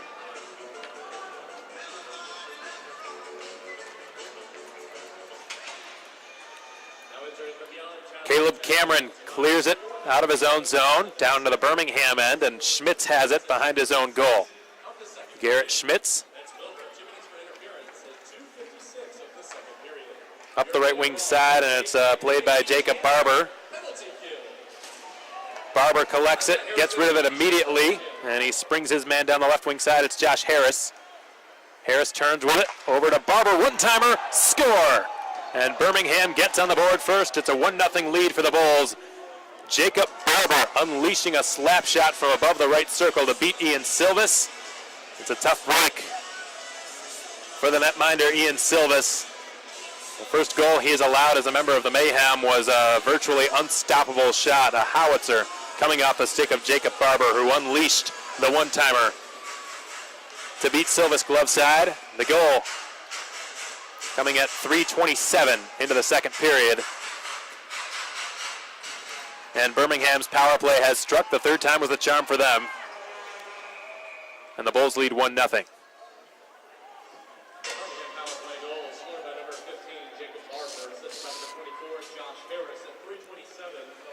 So Harris given the only assist. I'm not sure if there should be a secondary assist on that goal scored by Barber. I'm sure there will be. Normally on power plays when there's a goal scored, there are 2 assists tallied because of the extra man and the fact that the puck cycled around the zone a little bit more often than it is at even strength.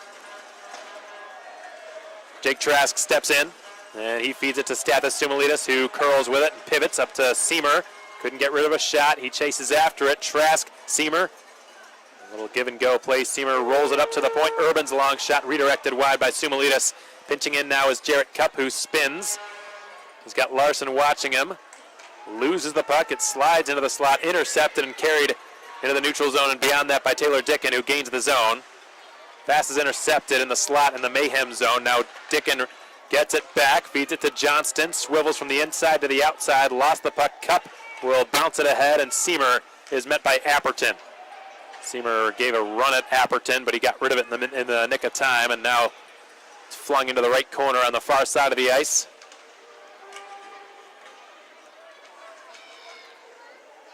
And Shane Topf with it. He will reverse it. A very minor check from behind that went uncalled. Casey Kolsicki has it. The Bulls trying to buzz here on this momentum following that last goal scored by Jacob Harris, trying to build on their lead here in the next couple of minutes. Kolsicki lost the puck to Dakota Klecha. Kolsicki goes down. Klecha bats away at the puck. It's been kept away from him nicely. Good little move there, far side by Kolsicki, who shoots wide of the blocker side of Silvis. Might have gotten a piece of it with his stick. Shot coming from Fuller this time. And it redirected off the side of the net, and it was hacked wide ultimately by Kolsicki. Now Topf has it as he spins with it. Fuller's at the left point, and Topf feeds him with the pass. Fuller fakes a slap shot and rattles it below the goal.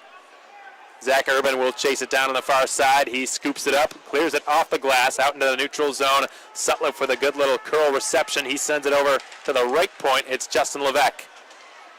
Down to Sutliff. Levesque spearing away, trying to pry the puck free.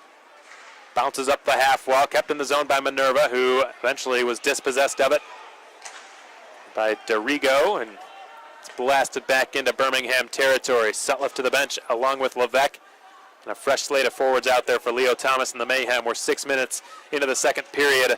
The Bulls leading the Mayhem now by a 1-0 margin, courtesy of a goal scored on the power play at 3:27 in the second period by Jacob Barber, his 5th of the year. Here's Fuller. In across the blue line, dishes it off to the right circle, shot off the side of the net. And it looked like it came off the stick of Mike Davis. From a certain angle, it's a little deceptive. It almost looked like it went in. Caleb Cameron is hit up high. That's going to be a penalty called against Crisfield, and the Mayhem will go back to the power play. Interference, the call against Jeff Crisfield, and the Mayhem will be going back to a Wild Wing Cafe power play.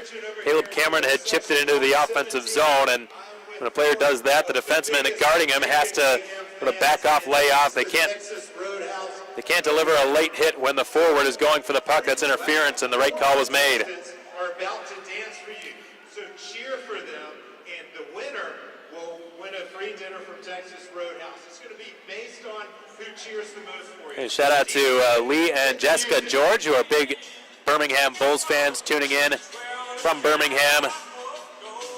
Thanks to Jessica and Lee for tuning in on your Saturday night.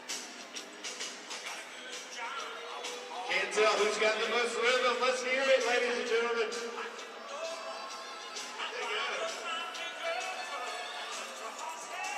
So the Mayhem will be going to work for what we hope to be their second full power play of this game. They had one that was all of 23 seconds or so earlier in this period after Brandon Fade was let out of the sin bin. And we'll see what they can do this time around. On their first full power play, they really gave Charlie Millen some headaches, but he was able to keep it out of his net. He will take a whistle just 2 seconds after the puck had dropped. It was essentially fired on goal very slowly from Cameron right off the draw. And how about The puck's been cleared by Birmingham on the PK immediately after the faceoff took place in their zone. This Mayhem power play is brought to you by Wild Wing Cafe. Kristaps Bazovic starts out of his own zone with it and feeds it up to Trask on the right side. The number 2 scorer in the entire SPHL last season, Jake Trask, and the Mayhem's leading goal scorer so far this season. He's managed 8 on the campaign through his first 13 games. Puck finds him. And he will circle it back to Kristaps at the blue line. Caleb Cameron over to Trask, left circle, shoots. And it's a glove save made, but it wasn't held on to by Millen. Now it's Cameron, Trask, Bazovic at the apex of the umbrella. Fakes a wrist shot, dishes to Cameron. Trask wants to unleash it. Cameron will do so instead. It was blocked by a maze of black sweaters standing between him and Millen. It's been cleared by one of those players, Josh Harris. Kristaps Bazovic has it behind his own net. He's going to look to get rid of this puck before being replaced by Brandon Fade, presumably. He dishes it to John Seamer, who swivels into the zone. Left off to Soper, back to Fade, fresh off the bench. He's got Sutliff with him and sends it to nobody in particular. It caroms off the corner boards, and it's been cleared by Birmingham, Brandon Fade's former team. Speaking of Brandon Fade, folks, for those of you tuned in out there, you'll be able to hear an interview with Brandon in the second intermission of tonight's game. It's great speaking with him before the game started earlier today.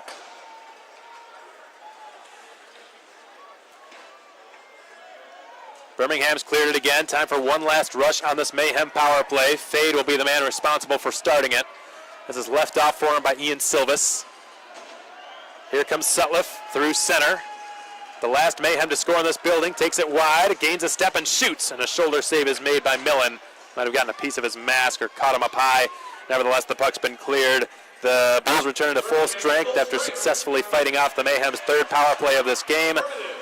Macon dropping to 0 for 3 on the night on the Wild Wing Cafe power play. Here comes Wilbur, though, gaining some speed as he slices through center and goes crashing into the goal. Somehow it stays on its pegs. Millen will take a whistle with 11:20 to play in the second period.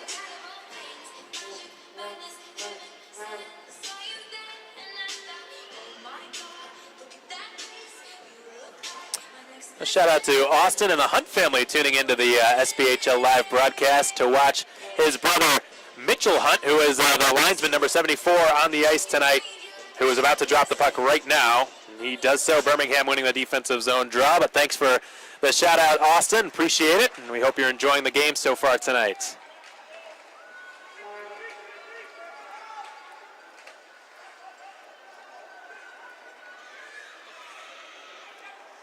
So Garrett Schmitz turns with it and guides it on back to Jeff Crisfield.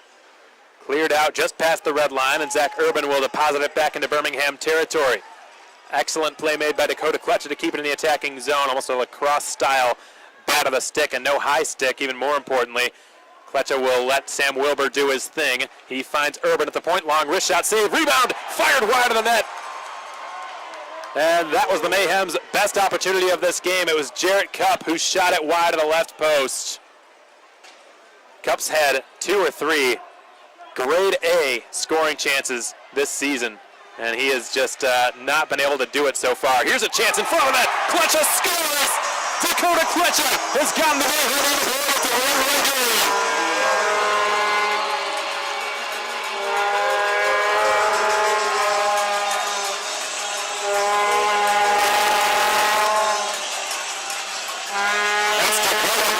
sixth goal of the season. He had been on a bit of a slump, his longest slump of the season, and he has just snapped it in style here tonight, giving the Mayhem their first goal on home ice since Derek Sutliff did the honors 1 week ago.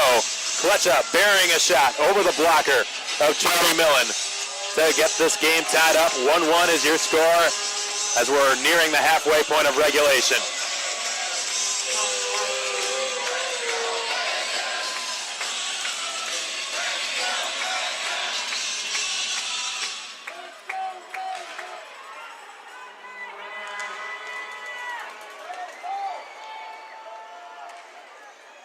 I'll tell you who the most relieved guy in the building is, folks, in just a minute, as another point-blank opportunity found its way onto Sathasumalides' stick. Here's Jake Trask getting it on his blade, turning and shooting. Blocker saved by Millen, bounces on top of the net, and the whistle blows immediately thereafter. And there's some pushing and shoving. Right after the goal was scored, there was some pushing and shoving.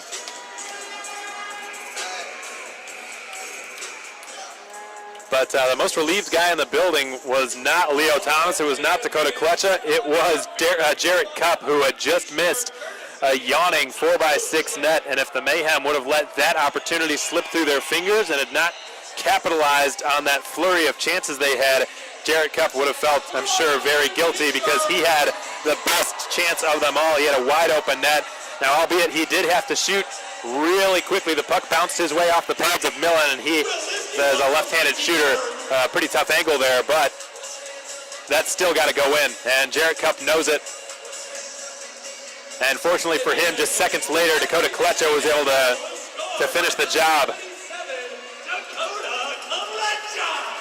And Kletcher's name just now being announced by the public address announcer, who tonight is David Higdon from the Creek.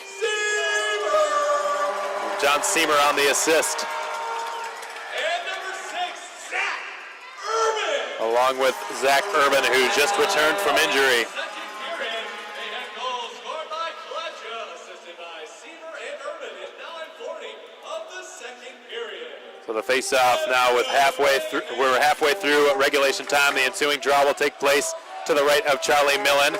Offensive zone opportunity for the Mayhem. Seamer ties up his man on the face-off. And it's taken away, however, by Josh Harris and cleared off the glass, out into the Mayhem zone. Down the left wing side, it's brought.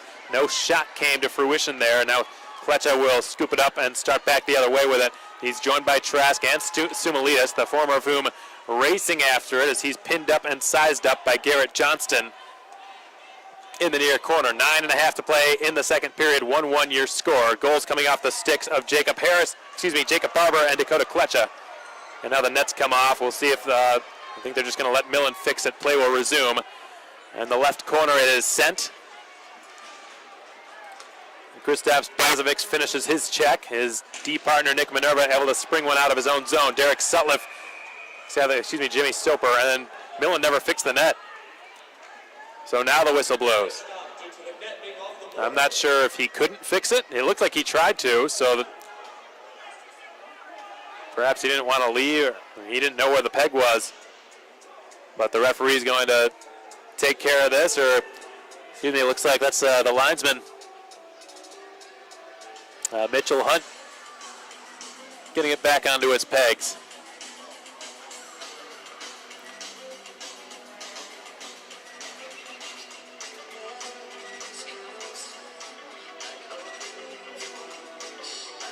So we've got Matt Bowden tuned in tonight as well, enjoying the broadcast. A longtime fan of the Amarillo Bulls, he says. Not sure if that's just a joke because of my mistakes from earlier, or if he's an actual fan of the Amarillo Bulls, but all the same, appreciate you tuning in tonight, Matt, and hope you're enjoying your Saturday night. So apologies to those of you folks tuned in from the Birmingham side. I was worked in the NAHL South Division the last 3 years, and there was a team called the Amarillo Bulls there all 3 years I was there, so it's almost sort of habitual for me at this point to call the Bulls Amarillo, so it'll take a bit of adjusting for me.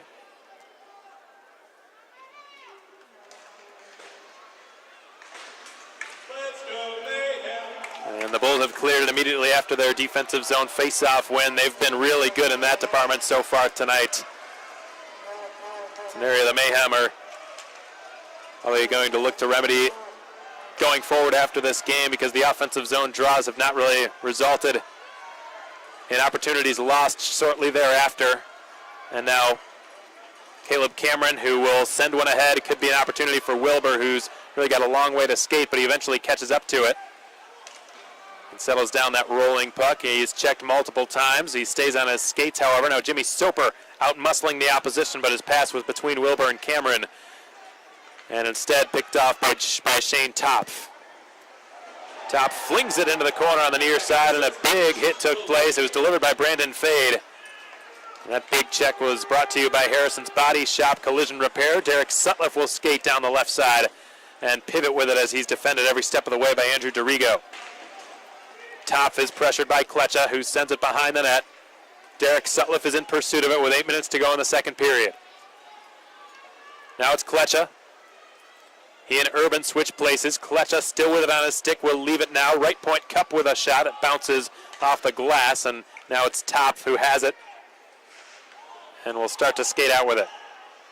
Shane Topf deposits it behind the goal line in the Macon zone, and cup is checked by Dickon. Skates out of the fray with the puck on his stick, then spins it out dangerously. It is turned over and fired on net immediately by Simchuk, stopped by Silvis. And the Mayhem escape their own zone with it. Cup lifts it good 50 feet in the air. Icing is the call against Cup and the Mayhem. That icing call has been brought to you by Tropical Smoothie Cafe.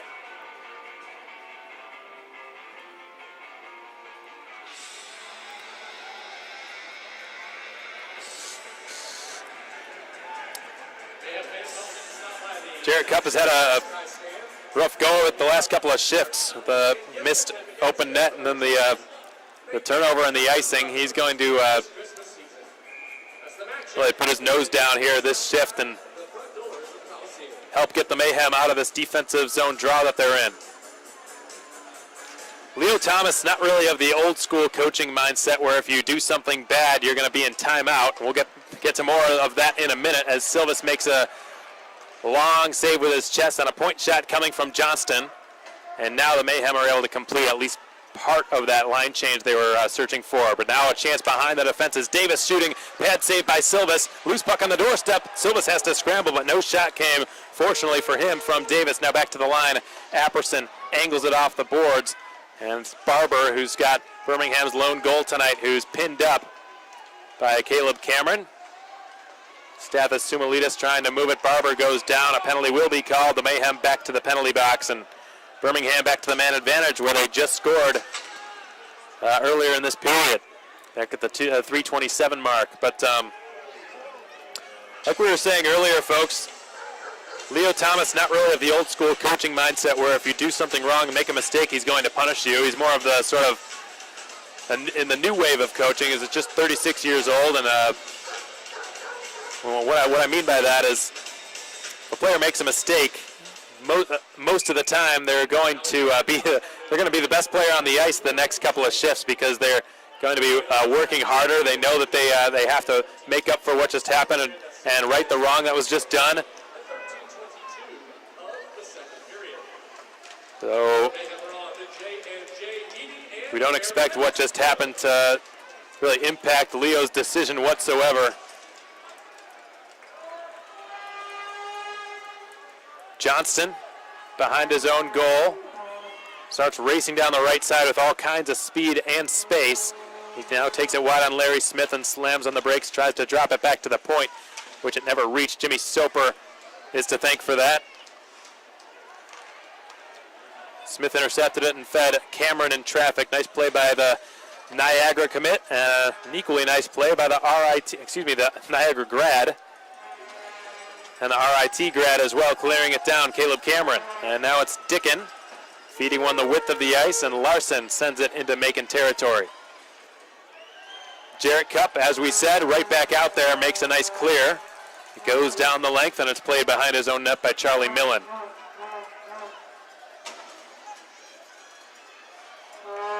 Here's Dakota Klecha. Tries to feed it over for Jarrett Cup. It never reached him. It was intercepted by Garrett Schmitz. 5:22 to play in the second period. 1-1 your score. Birmingham on their fourth power play of this game.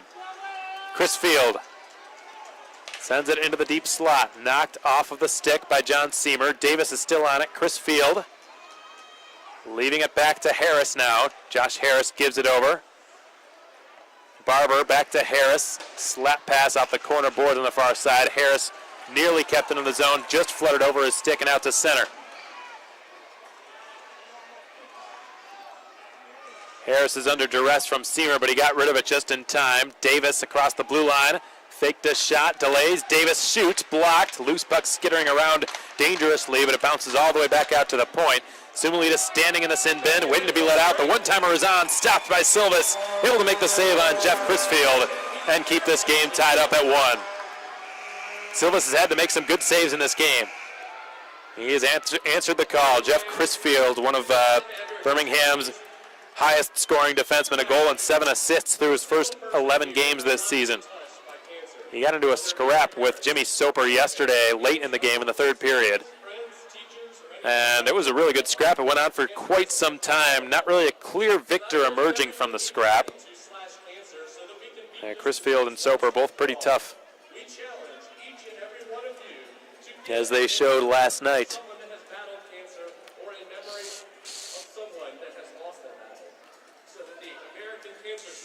So 4:36 remains in this second period. 1-1 is your score. Shots pretty close, 17-16 favoring Birmingham. Ian Silvis, 16 of 17. His counterpart tonight, Charlie Millen, 15 of 16. Once again, that website, crowdrise.com/Macon-Mayhem. Once again, crowdrise.com/Macon-Mayhem. And help the Mayhem/cancer.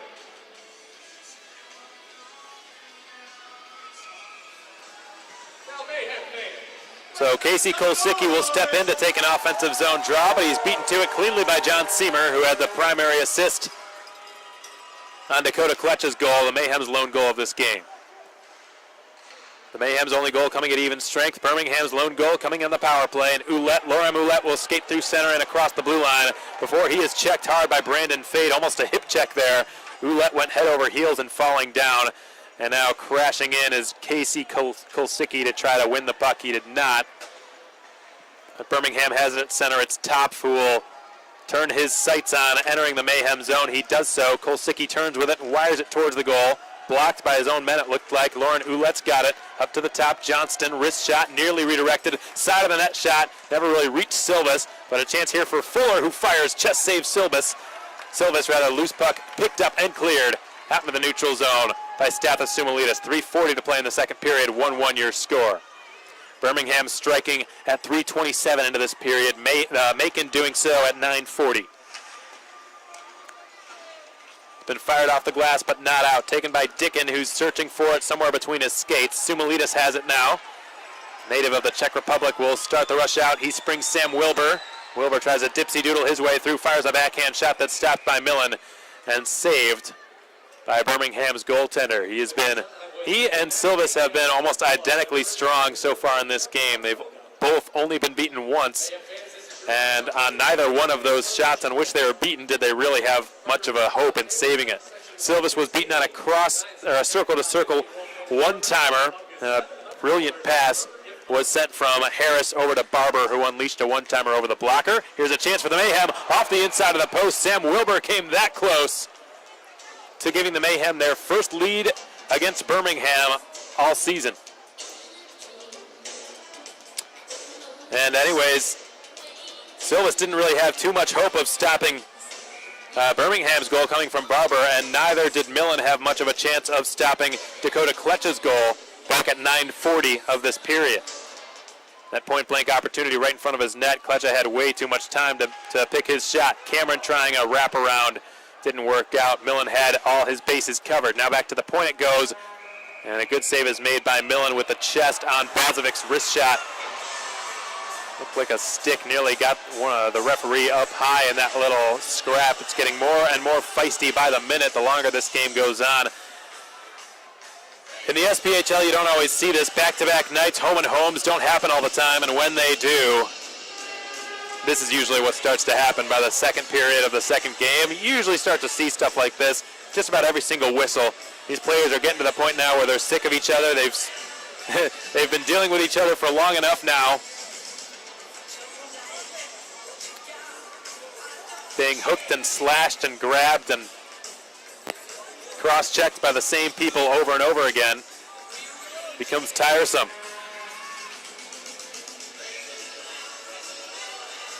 So we're within the last 3 minutes of play here in period 2. Shots on goal, virtually even all game long. Right now it reads 17-16 in favor of Birmingham. Sutliff tries to spin one in front to, looked like maybe pass it to himself. That was Cameron, rather. It didn't work out.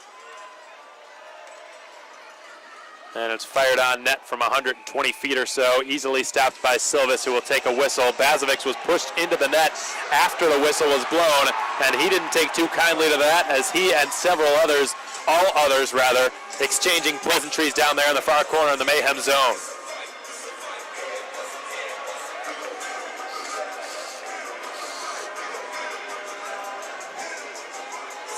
Alexander Talian sort of lurking around the perimeter of that scrap. Don't be surprised, folks, if he decides to drop the gloves and go with somebody. He used to be teammates with a lot of these guys. And this is a pretty special game for him. And he's also got a history of being able to serve an enforcer role. He's a big guy, and he knows how to drop the gloves, and he knows how to fight. Nick Minerva has been penalized for what happened in that scrap, and so is Josh Harris, the alternate captain for Birmingham.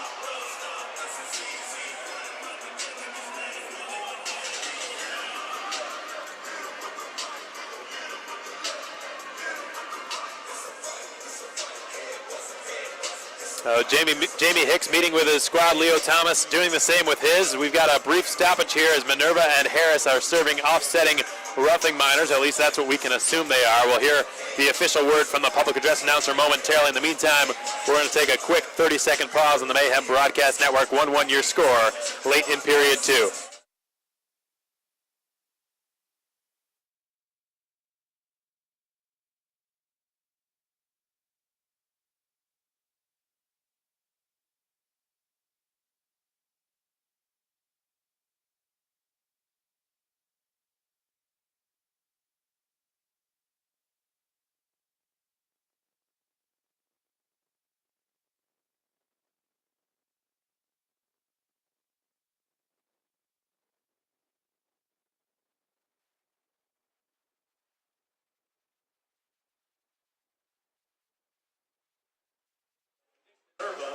2 minutes for roughing. So it was roughing for both parties, Minerva and Harris, in the sin bin for the next couple of minutes. So we're on the 4-on-4 here. Neither side able to generate too much attack when the 4-on-4 happened earlier back in period 1, but we'll see what happens here. It's Topf, who was checked off the puck there by Jarrett Cupp in the far corner, and he makes a nice play to steal the puck and set it up for his own man to clear it out of his own zone. Jarrett Cupp back in business. Dakota Klecha down the right wing side, motors past the defense. He tries to center. It was interrupted. Nice pick there by Garrett Schmitz, who starts it out of his own zone. Joined on the left by Kulsicki, who fires it on net from 100 feet, stopped by Silvis. And now it's Dicken wheeling into the deep slot with it, leaving it down towards the corner. The centering pass sent by Larson, just a little bit too hot to handle. Dicken still has it, and now it's dropped off for Caleb Apperson. Apperson pivots behind the Mayhem net. He's watched by Sutliff, who takes him into the boards and then sends him down. A Harrison's body shop collision. Apperson emerges with it, tries to tuck it in with the backhand. Excellent pad save made by Silvis, who lunged out with his right leg to prevent that from going in. Lots of open ice in the 4-on-4. Lots of players losing their man. Johnston across the Macon blue line again, dropped off for the tail gunner. It's Larson, whose slap shot is stopped by Silvis, who gets around to a players. Ian Silvis having a spectacular debut tonight here on Cancer Awareness Night. Justin Larson scored a goal on a very similar play to that yesterday. It was him who shot. It was he who shot it, and it was Taylor Dicken who redirected it. If I'm not mistaken, perhaps it was the other way around. It was two really similar goals. Left point slap shots by Dicken and Larson. I believe Dicken scored the first on the redirect on the slap shot from Larson, and then Larson scored the second after being given a drop pass by Dicken. There's 1 minute remaining. But the two of them, along with goaltender Maverick Parks, who earned his first shutout of the season yesterday against the Mayhem, were the 3 stars of the game last night for Birmingham. 50 seconds remain in the second period. 5 seconds to go on this 4-on-4. Brandon Fade's pass lands for Stathis Sumalitis. Now to Jake Trask, who's got a curl with it. Out to the point it goes. Larry Smith's pass never reached Stathis Sumalitis. Smith kept in the zone. Springs Sumalitis left circle, who fires, blocked. Sam Wilbur twisted in front. Beautiful pass, a shot. Score!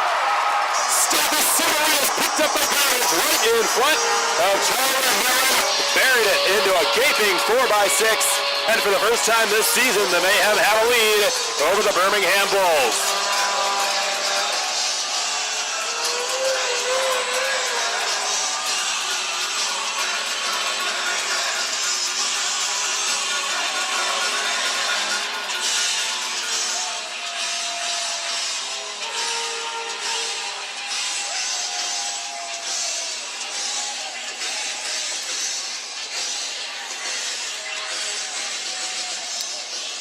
That's Stathis' 3rd goal on the campaign and his 9th point, and none have come at a more opportune time than that.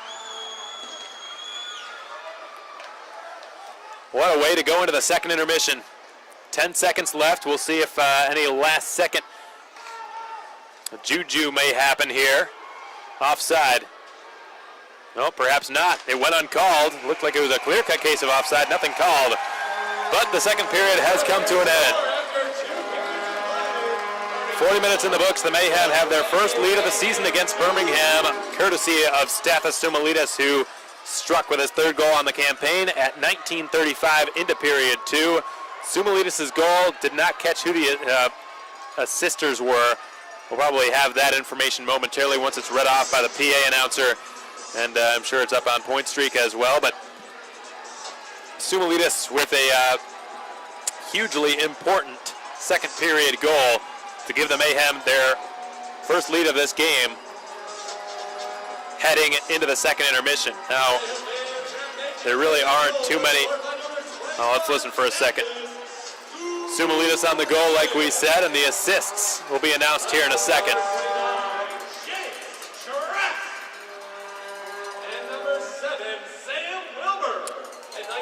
So Jake Trask and Sam Wilbur on the assists. Trask with the primary, Wilbur with the secondary. Both of them have had some chances to score tonight, so it's good to see them get on the score sheet with an assist for each of them.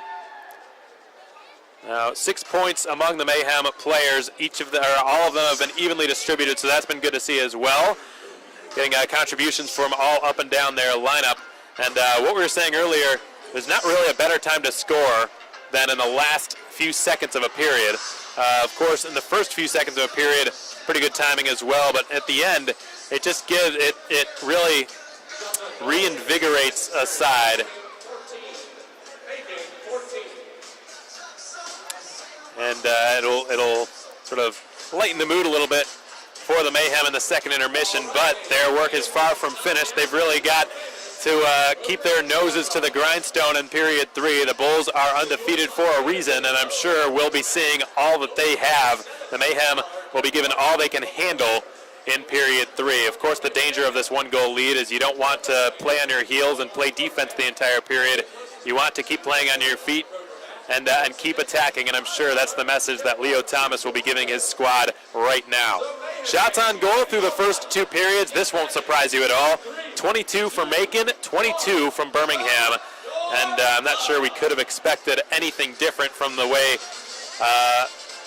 that this matchup has really been prefaced, and both teams have been as advertised. I hadn't seen Birmingham yet in person, and one thing I've noticed from them folks that really sets them apart from a lot of other teams the Mayhem have faced is that they're so tight defensively. There's really, in every other game the Mayhem have played, I can recall a few times in which they really broke free on open ice, 2-on-1s, 3-on-2s, 3-on-1s, odd man rushes left and right, and the Mayhem very much are a run and gun team. They thrive in those situations. Birmingham clearly did their homework because there really has not been much room for anyone down there. The Mayhem have had to work for every last square foot of ice tonight, and work they have. They have a 2-1 lead over the undefeated Birmingham Bulls. Can they snap the longest winning streak to start a season in the history of the SPHL?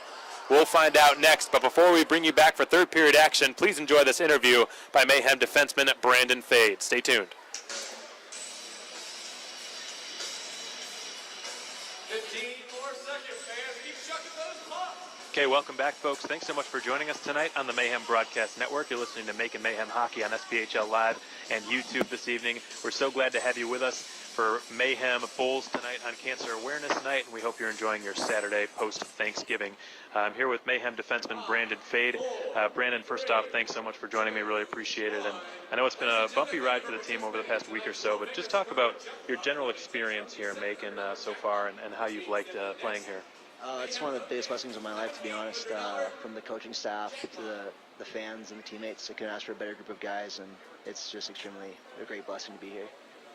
Yeah, and the team had a great start, unprecedented start. It was the best start in the team's history, and you were a big part of that, winning 9 straight, which was their second longest winning streak ever, and best first 10 games of the season ever. And finally, the team sort of came back down to earth recently and has really been humbled. I think the last 3 games, a bit of a skid that the team's on here. What do you see as some of the causes for this little skid, and how much does it sort of test the resolve of this team early on in the season? It's a part of the game, right? Like, no one goes undefeated, so, I mean, it's going to happen and stuff. It's interesting to see how we're going to adapt and bounce back. But, no, honestly, like, you know, like you said, we had a great start, and I don't think we got complacent, but, you know, we started getting gut checks and tested in certain areas that we haven't been put in yet. And so now we're just adapting and getting ready to adjust and get ready to go back on our winning streak here. Yeah, and speaking of winning streaks, Brandon, Birmingham, your former team, the Bulls, they're really off to a great start. You played there last season. You're already pretty close to matching your point total from that campaign in which you played 50 games there last year. How has your new role with the Mayhem allowed you to thrive more offensively than last season? Just been putting good opportunities, to be honest, and around a bunch of skilled teammates, so it makes the game a little bit easier, and the systems and stuff just kind of fit into my role, and just been very blessed to get this new opportunity and go from there. Yeah, and right now you're among the top scoring defensemen in the entire SPHL this season. You're tied for second with Fayetteville's Travis Jeek. You've got 11 points in 13 games. What's been sort of instrumental, would you say, to your production on the power play and at even strength? And I know even at the start of the season you played on the opposite point, which you told me was your first time ever doing that. So what was that like playing on the opposite point? It turned out you actually really seemed to thrive in that scenario. I did better. To be honest, it was a nice look, and when I got opportunities to present itself, it was, on my offhand, so it's easier to unload a shot or something like that. But, just God's been putting me in a good position to, capitalize on opportunities, and with the group of guys we've been getting, been able to capitalize on them. So it's just God's good. Yeah, absolutely, and we're looking forward to seeing what the Mayhem can do tonight and get back on the high-scoring trail they were on at the start of the season. Offensively, it's been a struggle recently for the Mayhem. Brandon Fade, very skilled offensive defenseman. We'll see if he can help generate the attack from the blue line here this evening on Cancer Awareness Night. Now, Brandon, you're obviously very familiar with the Birmingham Bulls at this point. As you know, they're undefeated with a record of 11-0 right now. Having just played against them last night, what's your scoop on them as a team, and how do the Mayhem counter what they can bring to the table? They definitely know what they're doing over there. Good group of guys, skilled, good coaching over there too as well. But honestly, we just gotta jump on them early and often, playing at them. I know last year we got jumped on a little bit and force their E to make plays. I think we'll have a really good chance of having them in their zone and just capitalizing on their mistakes. Yeah, and I think one thing that will help the Mayhem tonight, it's their Cancer Awareness Night, and we're expecting the biggest crowd of the year so far this season. Certainly a couple of elements which can sort of drive a player and ignite the fire under him and help him, especially at the start of the game. We'll see if the Mayhem can get the start to tonight's contest that they're looking for and put Birmingham, as Brandon just said it, in sort of a snowball effect scenario. Brandon, really appreciate your time, and go get them out there tonight. Thanks so much. Appreciate it. That's Brandon Fade, defenseman number 3 for your Macon Mayhem. This has been your second intermission report. We'll be back with your out-of-town scoreboard update and more in just a few moments. Keep it right here on the Mayhem Broadcast Network.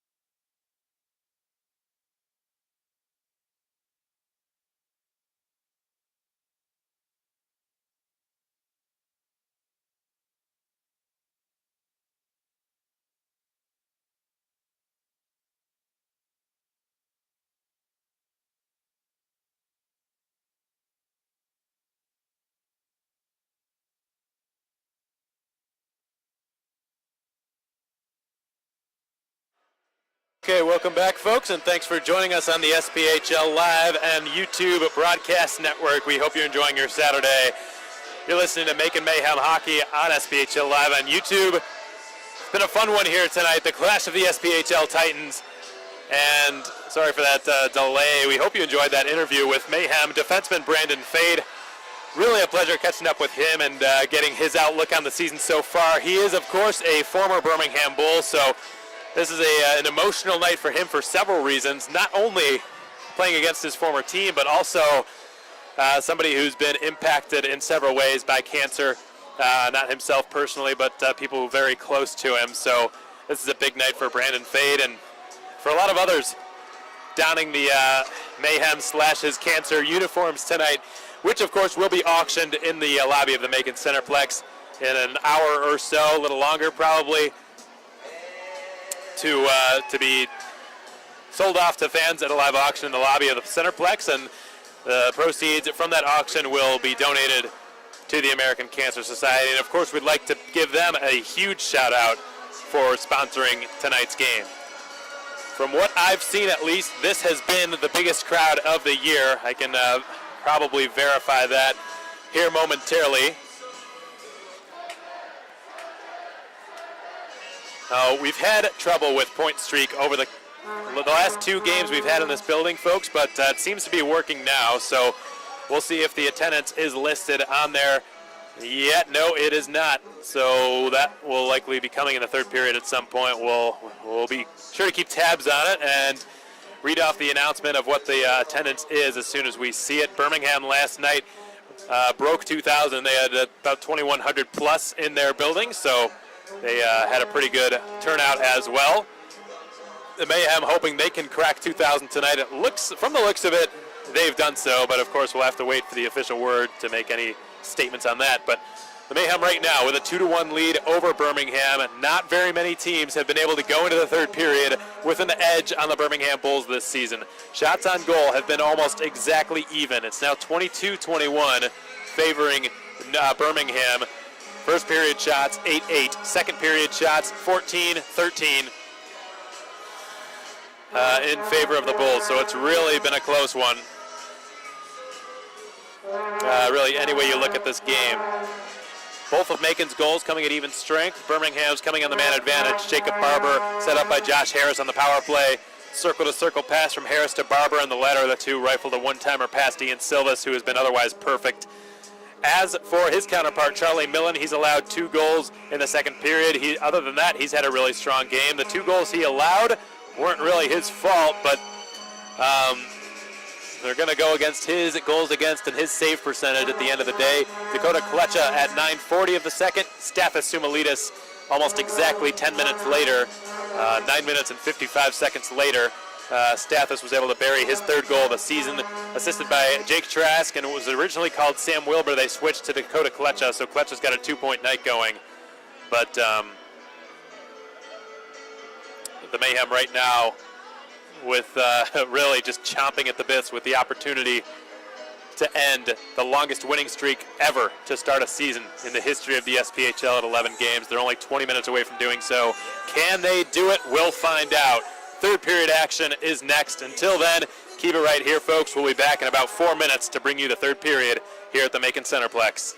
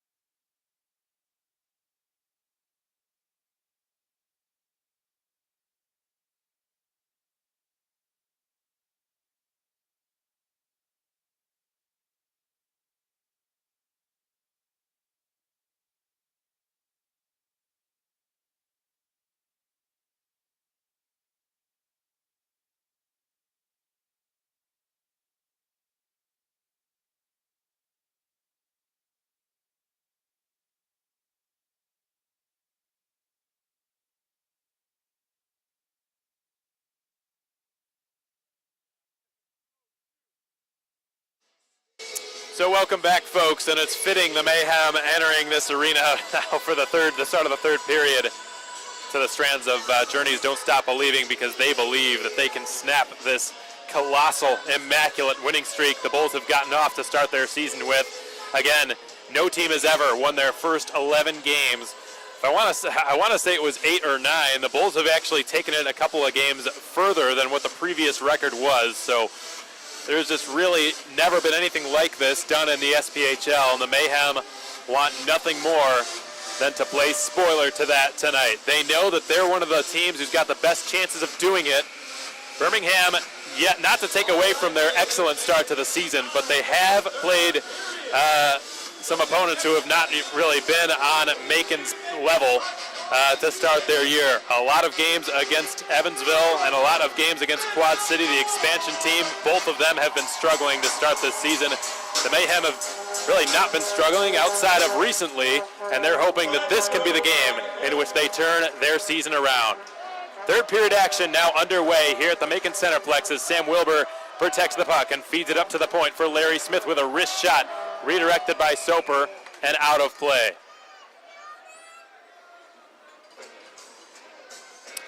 To start their year, the Mayhem dropped the first game on home opening night against the Pensacola Ice Flyers in a shootout. There was some deja vu on that on Wednesday night, Thanksgiving Eve. And then they won 10 in a row, they won 9 in a row after home opening night loss. And since then, they've been on a 3-game losing skid, so they're hoping that can end and they can get back on the winning trail where they've grown accustomed to being. One thing Leo Thomas mentioned in the pregame show is he doesn't want his team being too high with the highs and being too low with the lows. It's a long season, and it's only now just come to the 1/5 mark of the 2018-19 season. A long way to go for both of these sides. And now here comes Wilbur down the left side. He drives, he shoots, stopped by Millen, who's got it between the pads.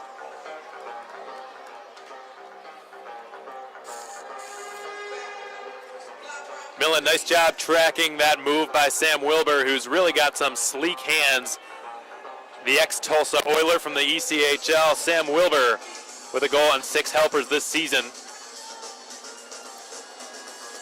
And knows how to slip his way through defenses and slice his way to the front of the net. Millen tracked him all the way through. Here's Trask off the draw, rifling it just wide of the left post. It's been dropped by Johnston to Apperson behind the net, and it's picked up now by Stathis, fed up to the point for Minerva, who shot Karams off the backboards, and now it's Trask wheeling to the outside with it and dropping it to Stathis. Stathis will cycle it past John Seamer, around to the far half wall, out to Stathis now in the middle, who slices his way into the far corner, speared out towards the blue line, whacked by Bazovics, and played further. It careens on, and it's flung out into the neutral zone over the stick of Simchuk. Here's a chance for Dickon. He turns, drops it. Simchuk shoots it over the glove of Ian Silvis, who, fortunately for him, did not have to make that save because it was over the elbow of the net and out the other side. It's been flung back in from center by Andrew Dorigo, a minute and a half into the third period. 2-1 Mayhem as Levesque receives the pass at center. Scoreless in his last 5 games after an excellent start to the season. Justin Levesque trying to find his rhythm here tonight. Puck's been intercepted. Good forecheck there by Lorem Ouellette, and it'll eventually bounce up to the blue line. Nearly taken away there by Sutliff. He would have been off to the races had he stolen it from Dorigo, but the Mayhem still get a 3-on-2. Sutliff feathers it along. Here's a shot stopped by Millen with the glove.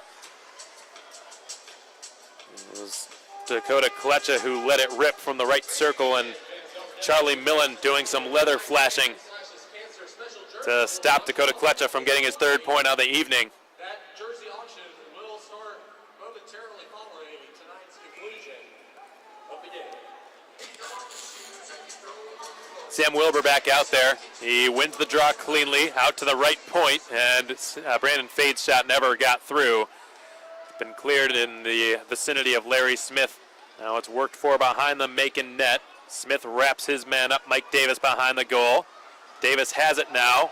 Had an electrifying first period. Birmingham's number 22. Mike Davis with 6 goals, 10 points on the season so far. Nearly been a point per game player. Soper's been another one of them, and he finds Trask with a long up ice pass. Trask waits for some reinforcements to arrive. He cycles it down to Soper now. Right point, Sumalitas a shot. Blocked by Trask, who searches for it, digs it out of the corner, and leaves it on a platter for Stathis Sumalitas. Stathis curls into the slot. Leaves it out for Fade. Wrist shot blocked. And Birmingham will take it out of their own zone. Flung high in the air, probably 100 feet. John Seamer recovers it, tries to center. It was intercepted. Cup kicks it up to his stick, but it's taken away from him. And here comes Birmingham. It's Simchuk who curls with it, waits for some help. Will feed it down into the adjacent side, and it's Evan Schultz who twists. Schultz is down on a knee. Seamer doing some pushing and shoving, trying to steal it from Garrett Schmitz.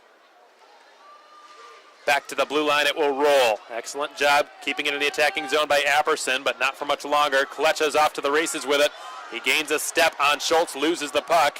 Schultz with a good back check. Johnson has it now at his skates. He picks it up and spirits one up ice. Redirected off the stick of Schultz, well out of play. The ensuing faceoff will take place in the neutral zone with 3.5 minutes having expired in the third period. 2-1 Mayhem, your score. We get our first media timeout, it sounds like, of the third period. Or perhaps that horn sounded errantly. Might have just been one of the many Viking bullhorns in the arena.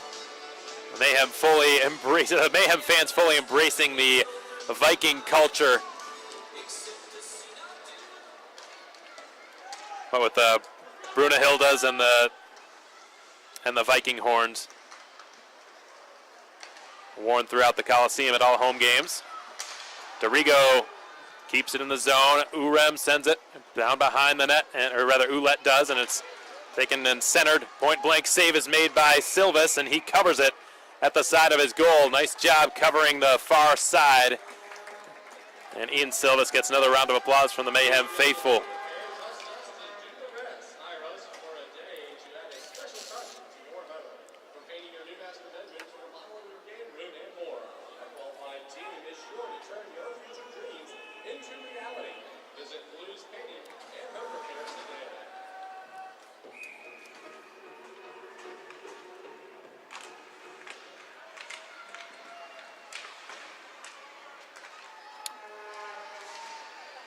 So the puck's battled for by Jimmy Soper with Garrett Schmitz. Soper beats Schmitz to the puck, but Birmingham recovers in their own zone with a lot of time to get it out. They do so. Brandon Fade, the interceptor at center, to Taulian. Not sure he was able to spot Soper in time. Just made the safe play, cleared it into the attacking zone. Soper will feed it to Wilbur behind the Birmingham cage, and Wilbur will emerge out with it on the far half wall. Lost possession of it, and here comes Jacob Barber on the counterattack as he's joined on the attack by Davis. He nearly slipped past Brandon Fade. He did so, but he lost the puck, and Johnston will let it rip, stopped by Silvis. A loose puck skitters through the crease out into the near half boards, and it's played behind the net now, and ends up being passed off the side of the cage. Taulian scrapping for it. The former Bull is hooked and brought down. Here comes Wilbur on a one-on-one. Apperson, the defender. Wilbur going wide and shooting, and a butterfly save is made by Millen. A penalty will be called against Birmingham, if I'm not mistaken. Or perhaps Macon for tripping. Based on the reactions, I would say it's against Macon, but based on the timing of the whistle, I would say it's against Birmingham. Harris is already sitting in the box, so I suppose that answers that question. The Mayhem will be going to the the power play for the fourth time tonight. They've not converted yet. Birmingham's only goal coming on the man advantage. Macon's 2 goals coming at even strength. And even strength has been the Mayhem's strength this year. Their power play has not been. On the man advantage this season, the Mayhem are just 8 for 61. Which equates to a 13% conversion rate, which is second lowest in the SPHL. We'll see if they can remedy that a little bit here right now. Jake Trask, outer hash marks, left circle. Delivers down to Klecha, up to the top for Kristaps Bazovic, and the Latvian-born defenseman dishes it off, gets the return on the give and go. His one-timer is blocked. Cameron will cycle it back up to the top. Bazovic walks the blue line and redistributes it to Cameron. He will cycle it over to Trask. Comes to Bazovic on the relay. Now to Cameron, far circle. Wrist shot over the crossbar, and it stays in the zone. Trask will rescue it, try to send it to the point. Look out here. Bazovic recovers just in the nick of time to nullify a potential breakaway from Shane Topf. And Birmingham will get set now to defend this upcoming rush by some of Macon's top 5 sharpshooters, as Klecha will reverse it down to Trask in the left corner. Trask weaves with it. He's got Soper in front of the Birmingham net, delivers down to Klecha, who tries to tuck it in. He scores! Dakota Klecha stuffed it looked like between the pads of Charlie Millen through the 5-hole. Klecha has just scored his 3rd point on the night, his 2nd goal. And the Mayhem with a Wild Wing Cafe power play strike now lead 3-1 over Birmingham.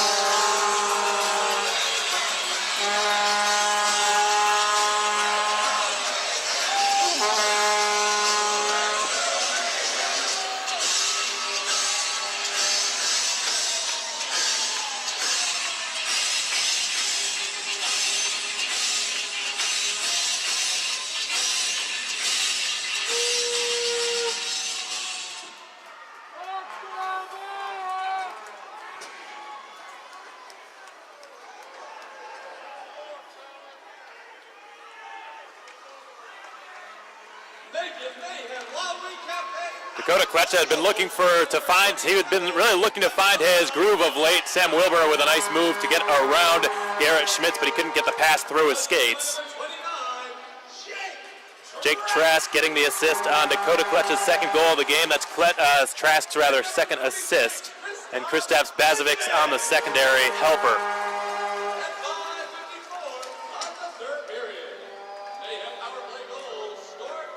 Evan Schultz put it in front. It was kicked away. The Mayhem could get an odd man rush here, the likes of which we haven't seen much of so far in this game. It's tipped on net by Sutliff, stopped in net by Millen, and now it's Klecha weaving to the outside with it and leaving it for Brandon Fade, who will send it behind the Birmingham cage. Justin Levesque fighting for it, looks to the front of the goal, and no shot really came there. Bounced off the skates, I think, of Sutliff, and it was handled by Millen. As we hear the buzzer sound, 13 minutes to play in the 3rd period, lots of time, but the Bulls really in unfamiliar territory right now.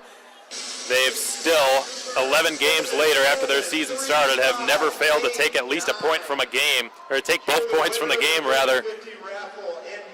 They have gone to OT before, but they've always won.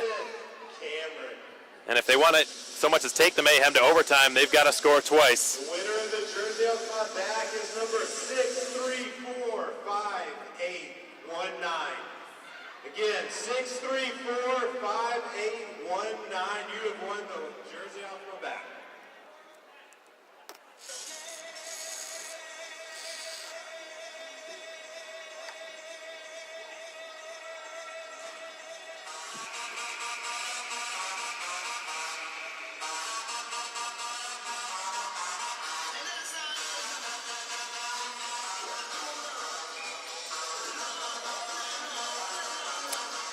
The Mayhem will get an offensive zone draw 7 minutes into the 3rd period. Stathis Sumalides kicking it up to his stick. He's got the go-ahead goal, which would stand as the game winner should the Mayhem hold the Bulls off the score sheet for the next 13 minutes. Doing so is really going to require some concentration, some commitment on the part of the Mayhem. The Bulls just loaded top to bottom with firepower all up and down their lineup. Back-to-back SPHL Players of the Week and more. Threats coming from all over the place. Jacob Barber, of course, who's got Birmingham's lone goal. And then Mike Davis, 2 players who haven't gotten SPHL Player of the Week nominations. And then, of course, Taylor Dickin, who had a pair of points last night. So many players the Mayhem are going to have to watch out for over the next course of the next dozen minutes or so, as Levesque's shot from a tough angle is stopped by Charlie Millen. The Mayhem have tipped the scales in their favor in the shots on goal department. They now lead 29-25 in that respect, and we've really got to admire what Ian Silvas has done in his Mayhem debut. And perhaps Leo Thomas was right in starting him tonight over Ruby. It certainly has sparked more offense in the Mayhem than we've seen over the last 3 games.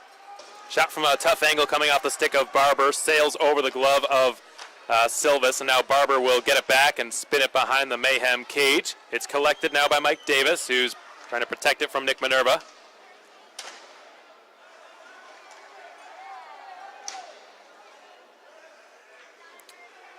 Now Davis will send it behind the net. It's going to be Josh Harris pursuing it. Up to the top, wrist shot, glove snag is made by Silvis.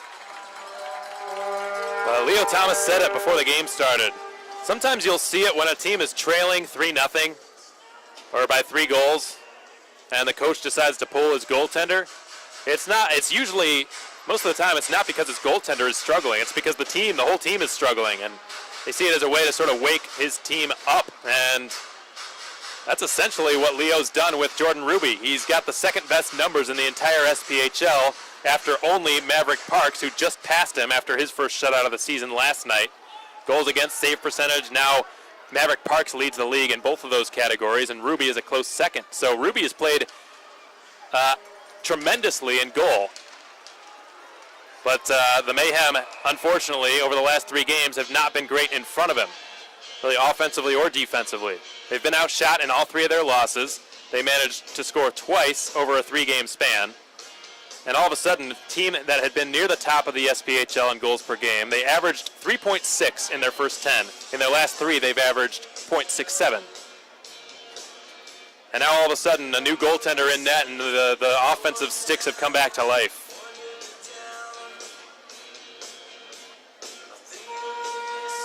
And outside of just that, Ian Silvis has played very well in his debut. He's made 24 of a possible 25 saves.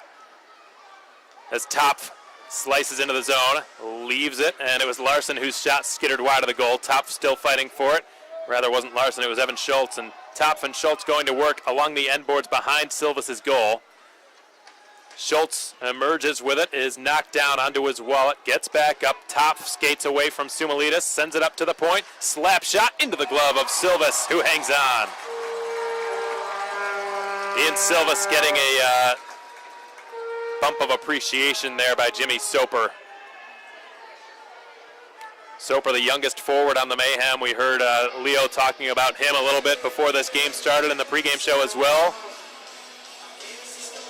When I asked Leo, the head coach of the Mayhem, what Soper has brought to the table in the 7 games he's been here, he told me, and I quote, exactly what I expected him to bring. Some point production, some gritty hard work, and the occasional sandpaper, which we saw last night in the scrap he got into with Jeff Crisfield out in Birmingham, Alabama. Slap shot coming from the point, redirected, kick save by Silvis. Nice little reaction there by Silvis to knock out his right leg and make the stop with his pad.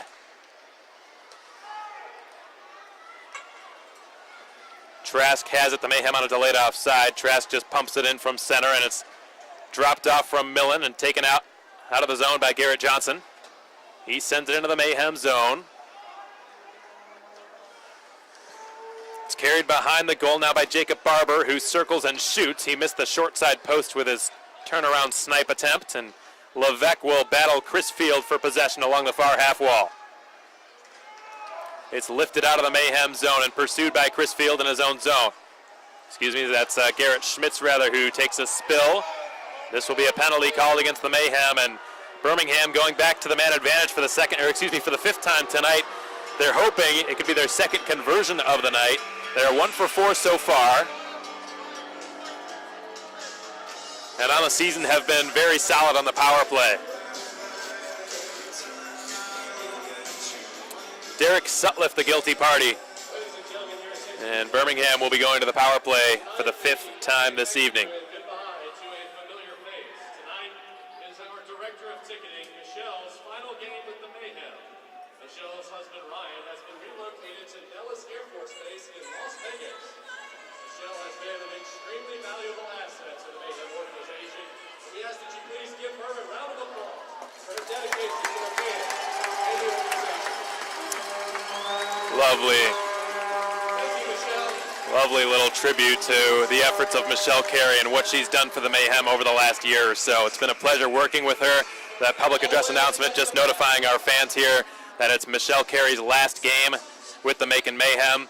It's been our director of ticketing since last year. Came in mid-season, really had to learn the ropes quickly, and has just done an outstanding job. I've learned a lot from her in the short time I've been here in Macon, and she was actually the first person I talked to on the phone in the interview process, and she helped me coordinate an interview with Blair Floyd, the general manager, and the rounds of interviews for this job. And ever since that moment, I've really had a soft spot for her, and she's just been tremendous. So we wish Michelle and her husband Ryan Carey the best of luck in their future endeavors in Las Vegas and beyond that. Here's Barber, right half wall. He will send it down to the right corner. It's cycled up to the point for a slap shot, stopped by Silvis. A low blocker side attempt by Harris, handled by Silvis.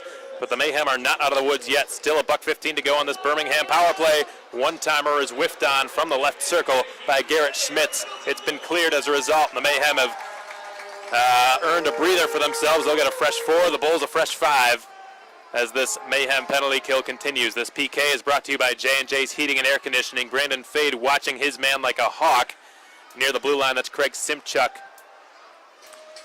Now it's been batted in by Larson. Behind the goal line it bounces. Down goes Smith. Play resumes. Ouellette's got it far corner. Lorem Ouellette up to the blue line. Gets the return from Garrett Johnston. Ouellette's slap shot on target. Stopped by Silvis, who remains almost perfect in this game.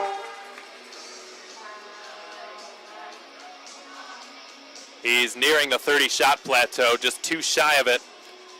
And I'd say his numbers, his save percentage at least from this game, is flirting with the elite territory conversation.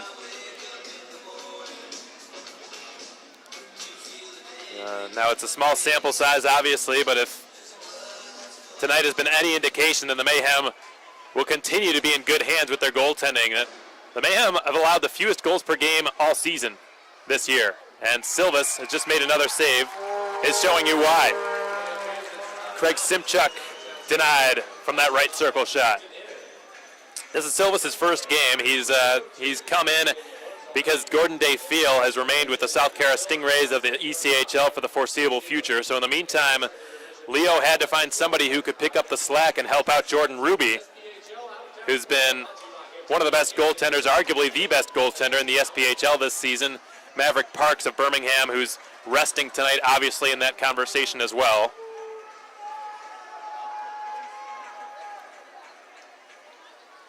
But goaltending has been the Mayhem's most consistent, certainly their strongest suit, and the biggest reason probably for their very successful start to the 2018-19 campaign. Here's a chance for Larson. He drives, backhand shot, save, loose puck on the doorstep, swatted out of there, miraculous save by Silvis. He gets back into position. Larson's shot is blocked. The Mayhem have returned to full strength. The crowd going absolutely wild here for Ian Silvis. What a save he made, scrambling in the crease, blind swat of the stick to knock it off the goal line and keep the Mayhem ahead by 2. 7.5 remain in period 3. The Mayhem have a 3-1 lead with time slowly ticking off the clock, working against the Birmingham Bulls, who are hoping to salvage their perfect season with a come-from-behind win tonight.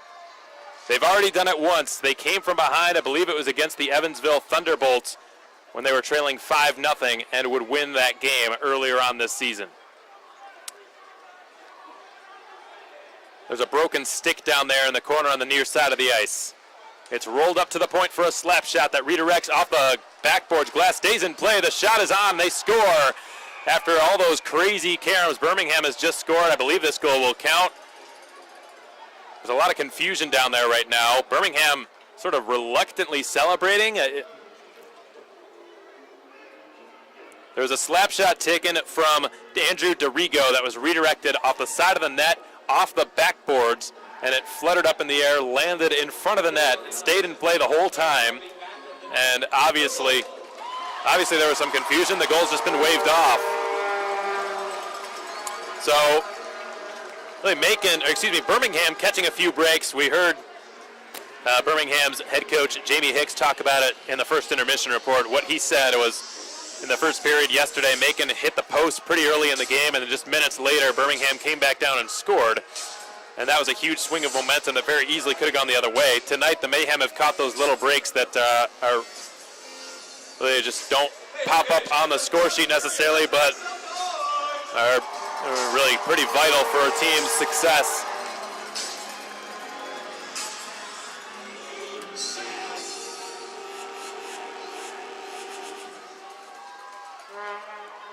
now having had 2 of their goals waved off for one reason or another. And I'm not sure if they're saying that the net was dislodged or what have you, but that goal does not count. And I had a suspicion it might not count when I saw Birmingham's celebrations. Normally in a game like this, a tight game, their epic winning streak on the line, a goal like that to bring them back within 1 would have resulted in enormous celebration. That was not the case.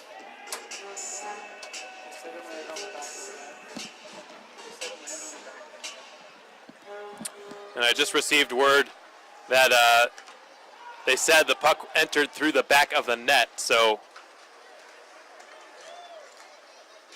that's obviously the right call made by the official. No goal. 3-1 remains your score with 6.5 remaining in the third period. Alexander Talian sends it into the left corner near the Carrabba's dasher board. It will bounce out to Caleb Cameron, far corner, with his head up looking for an option to pass to. He decides to reverse it down to Jimmy Soper, who pivots with it, protects the puck beautifully, curls into the slot, tries to deke his way through, but he lost possession to Jeff Crisfield, with whom he fought yesterday.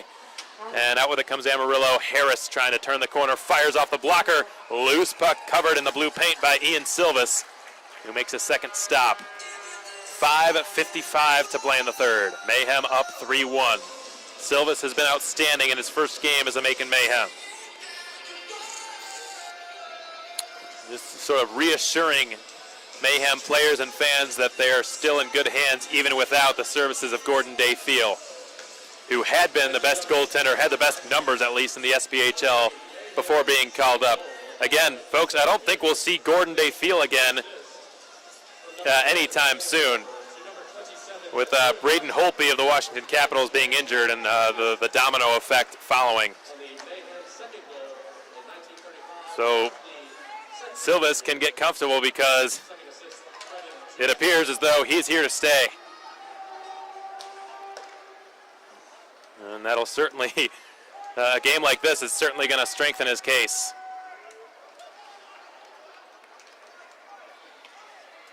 Johnston, deep in his own zone, is harassed by Sam Wilbur. A 4-man scrum that's equally divided is ensuing now near the Ortho Georgia logo, dasher board logo. Sutliff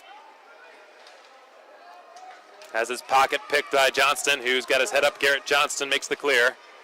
Bounces near the Mayhem logo at center, taken away by Kristaps Bazovic, who tries to flutter it over Dickin. Dickin intercepts it. Levesque pops it into the zone.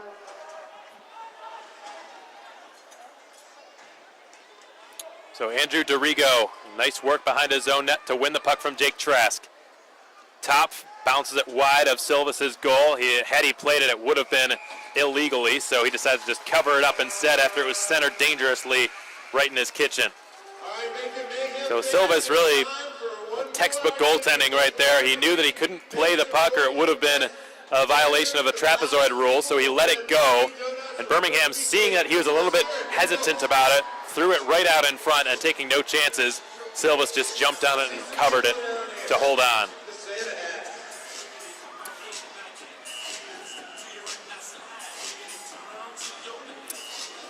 So 4:43 remains in the third period. Silvis with the shots on goal count tallying up for Birmingham, has made 33 of a possible 34 saves tonight. We're going to take a brief pause on the Mayhem Broadcast Network. Be back in a moment, folks.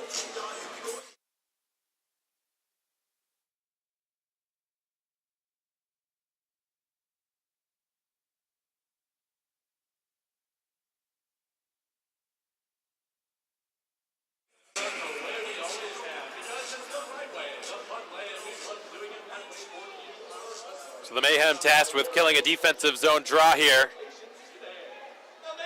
And stepping in to take it will be Casey Kolsicki. He wins it cleanly back to DeRigo, who's under pressure from Stathis Sumilidis, as it stands right now with the game-winning goal. DeRigo lunges out with his stick to keep it in the Macon zone. He succeeds, and Kolsicki's shot is handled by Silvis. It's rimmed back around out towards the point, intercepted, and it's Kolsicki who wheels down the half wall with it. Ouellette had it batted off his blade.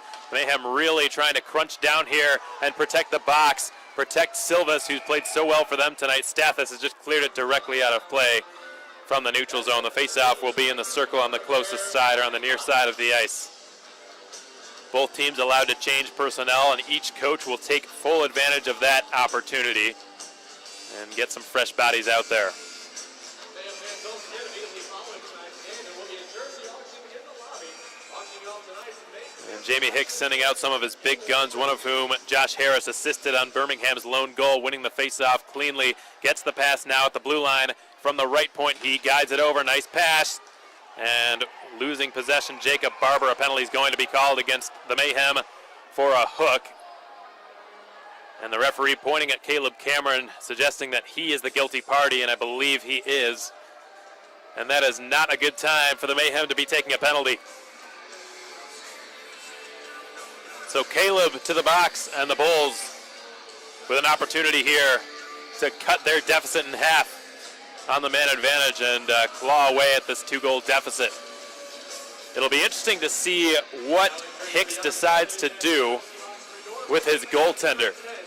Now, Charlie Millen is in the net right now. There's still lots of time left, but given the fact that the Bulls are on a power play here and they're trailing by 2, I would not be surprised at all if Jamie Hicks decided to pull Charlie Millen in favor of a 6th attacker. And I believe Hicks has just called his timeout.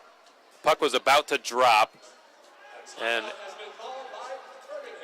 so Hicks using his timeout and going over some power play strategizing right now on the Birmingham bench. Right now we see Millen on the outside. We assume that he's, if I had to guess, he would come off of the ice probably halfway through this Birmingham power play or so, once it gets down to 3 minutes, if they haven't scored by then. It's just too good of an opportunity to pass up, and with it being at 5-on-4, pulling him would make sense. Now, if it was a 1-goal deficit, that'd be another story. If this was a 2-1 game, not a 3-1 game, I would not expect to see Millen pulled at all during this Birmingham power play, but situational coaching, and again, this is unfamiliar territory for Jamie Hicks and the Birmingham Bulls. Not very often have they been trailing by 2 goals this late in the game, if at all this season. So we haven't we've really seen how aggressive or conservative Jamie Hicks has been in these types of situations. Ultimately, it will be his decision. Will he even need to is the question. The Bulls hoping to answer that question for us in the next few seconds here. As it's dropped off in the right circle and intercepted, here comes Stathis on the counterattack. So keeping him in net was probably a good decision for the time being. And now here comes Jeff Crisfield crossing over the blue line, feeding it back to Davis, intercepted by Stathis and cleared. As he will skate to the Mayhem bench and hop off the ice. 3.5 to play, 1.5 minutes on this Birmingham power play. This Mayhem penalty kill presented by J&J's Heating and Air Conditioning. It's Crisfield motoring down the left side deliberately. He puts his head up and looks for an open man. He finds one in Harris. It's Crisfield. Saucer pass the width of the ice for Harper, who goes down. Barber, excuse me. Been cleared by Macon out to center. Intercepted by Harris, who starts it back down into the Mayhem end. Smith took it off Harris's stick. Davis and Barber each had their pockets picked by Justin Levesque, who sends one ahead. Here comes Trask down the slot. Kletcha, rather. He shoots, stopped by Millen. Looked like Kletcha might have been hooked on the way through. Will it be a penalty or a penalty shot? Honestly, as good as Kletcha is in the shootout, I would think that a penalty shot would almost be preferable for Birmingham. Or was this not a penalty at all? Kletcha is probably the Mayhem's best shootout specialist. But given the fact that Birmingham's almost out of time here, they cannot spend that time killing a penalty. They'd rather have the penalty shot happen and just get it over with. And it looks like nothing will be called. So Birmingham catching a break here, and we'll go back to the 5-on-4 Birmingham power play for the next 45 seconds. 2:42 to play in the third period. Dickin left it off, Simchuk. Dickin steals the puck and guides it now to Simchuk. In the near corner, he's dispossessed of it by Jimmy Soper, who clears it all the way down. Millen's got up behind his own net. we haven't really seen any signs of him scurrying over to the bench. He's looking over now at his head coach to see if he'll make a decision. Simchuk feeds it over. Larson's got it. And Millen was certainly thinking about it, but the puck skittered back out to center, so he retreated a few steps back into his goal again. Larson gains the Mayhem line. He takes it down the right side. Millen still waiting for the signal from Jamie Hicks. It's cycled to Larson, right circle, wrist shot, missed the net, wide of the right post. It's centered by Dickon. Intercepted, fed back from Dickon to Johnson. Wrist shot again, stopped by Silvis. Loose puck picked up by Larson, who tries to turn it on goal. Backhand shot goes wide of the post on the short side, and now it's Ouellette who will spin one around. Out towards the point, never reaches Johnson, but he strides down and spears it ahead. Millen flies to the bench. The Mayhem now on the wrong end of a 6-on-5, but Cameron skates it out to the red line, tries at the empty net from center, misses it wide of the left post by about a foot, and Birmingham still has some life. It's brought down the left side by Shane Topf. Minute 20 to go. Topf carries it into the corner on the far side. He will drop it back. A shot from the half wall, stopped by Silvis on the redirect. Picked up in the corner by Levesque. He bounces it out to center. Intercepted now by Jeff Crisfield. He's got it near his own blue line. Sends it the width of the ice. Bounces it off the sideboards on the near side. Levesque feathers it ahead. Sutliff trying to steal it. It's Kletcha. His shot, it was Trask rather. His shot was blocked. That would have put the icing on the cake. Birmingham still has a glimmer of hope here. It's Harris down the left side. He sends it around the opposing end wall out to Schmitz at the point. Schmitz will guide it down. And it's Barber firing, missed the right post with his ripper of a shot. He fires again, this time he missed the left post. Skitters out to the right point, Schmitz bounces it behind the net. Barber's got it, the lone Birmingham Bull to score tonight, centers it. The one-timer is blocked. Second shot blocked again. Picking it up and shooting there was Schmitz, denied by Silvis. He's made 35-plus saves tonight. So far has Ian Silvis. The Mayhem with a chance to finally put this one away. Sutliff's shot was blocked. 15 seconds. A shot goes off the outside of the right post from center by Jake Trask. But I don't think it's going to matter in the long run. The music starts. Play is still going. The clock is still going. There's some confusion, but this game is over, folks.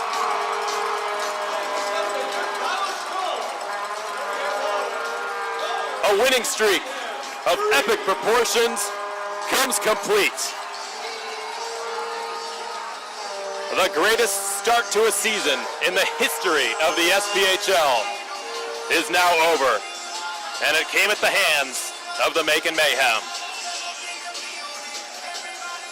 It had to end sometime. The Mayhem knew there was no better time like the present. It's Cancer Awareness Night. They're back on home ice. They've been on a slight 3-game losing skid. There was no better time to snap this colossal winning streak than now.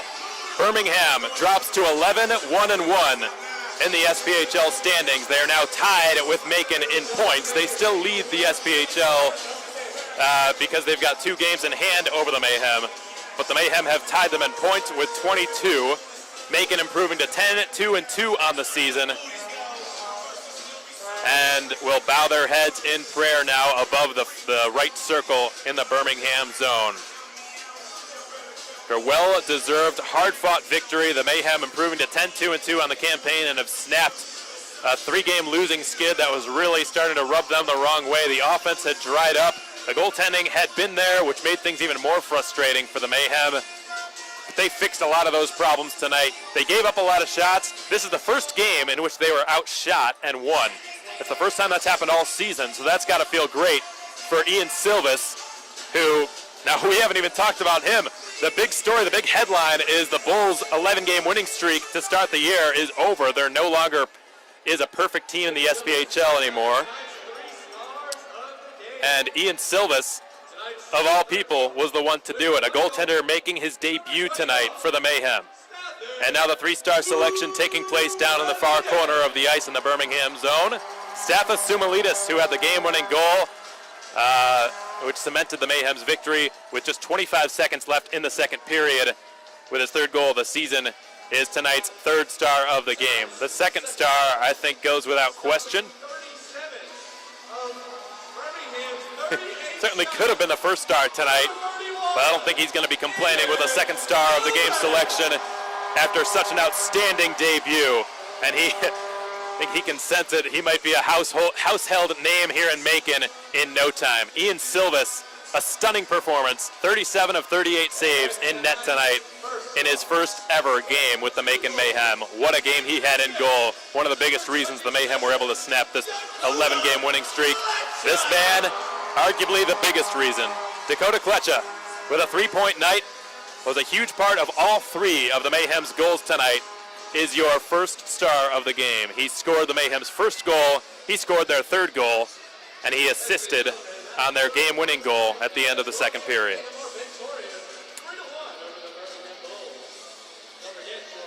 But we knew this winning streak was not going to last forever.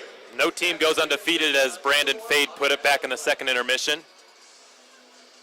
That's one thing the Mayhem have learned. They've gone through a nice winning streak in which they were up high, and they've gone through a small losing streak now in which they've been down in the pits a little bit over the course of the last 3 games.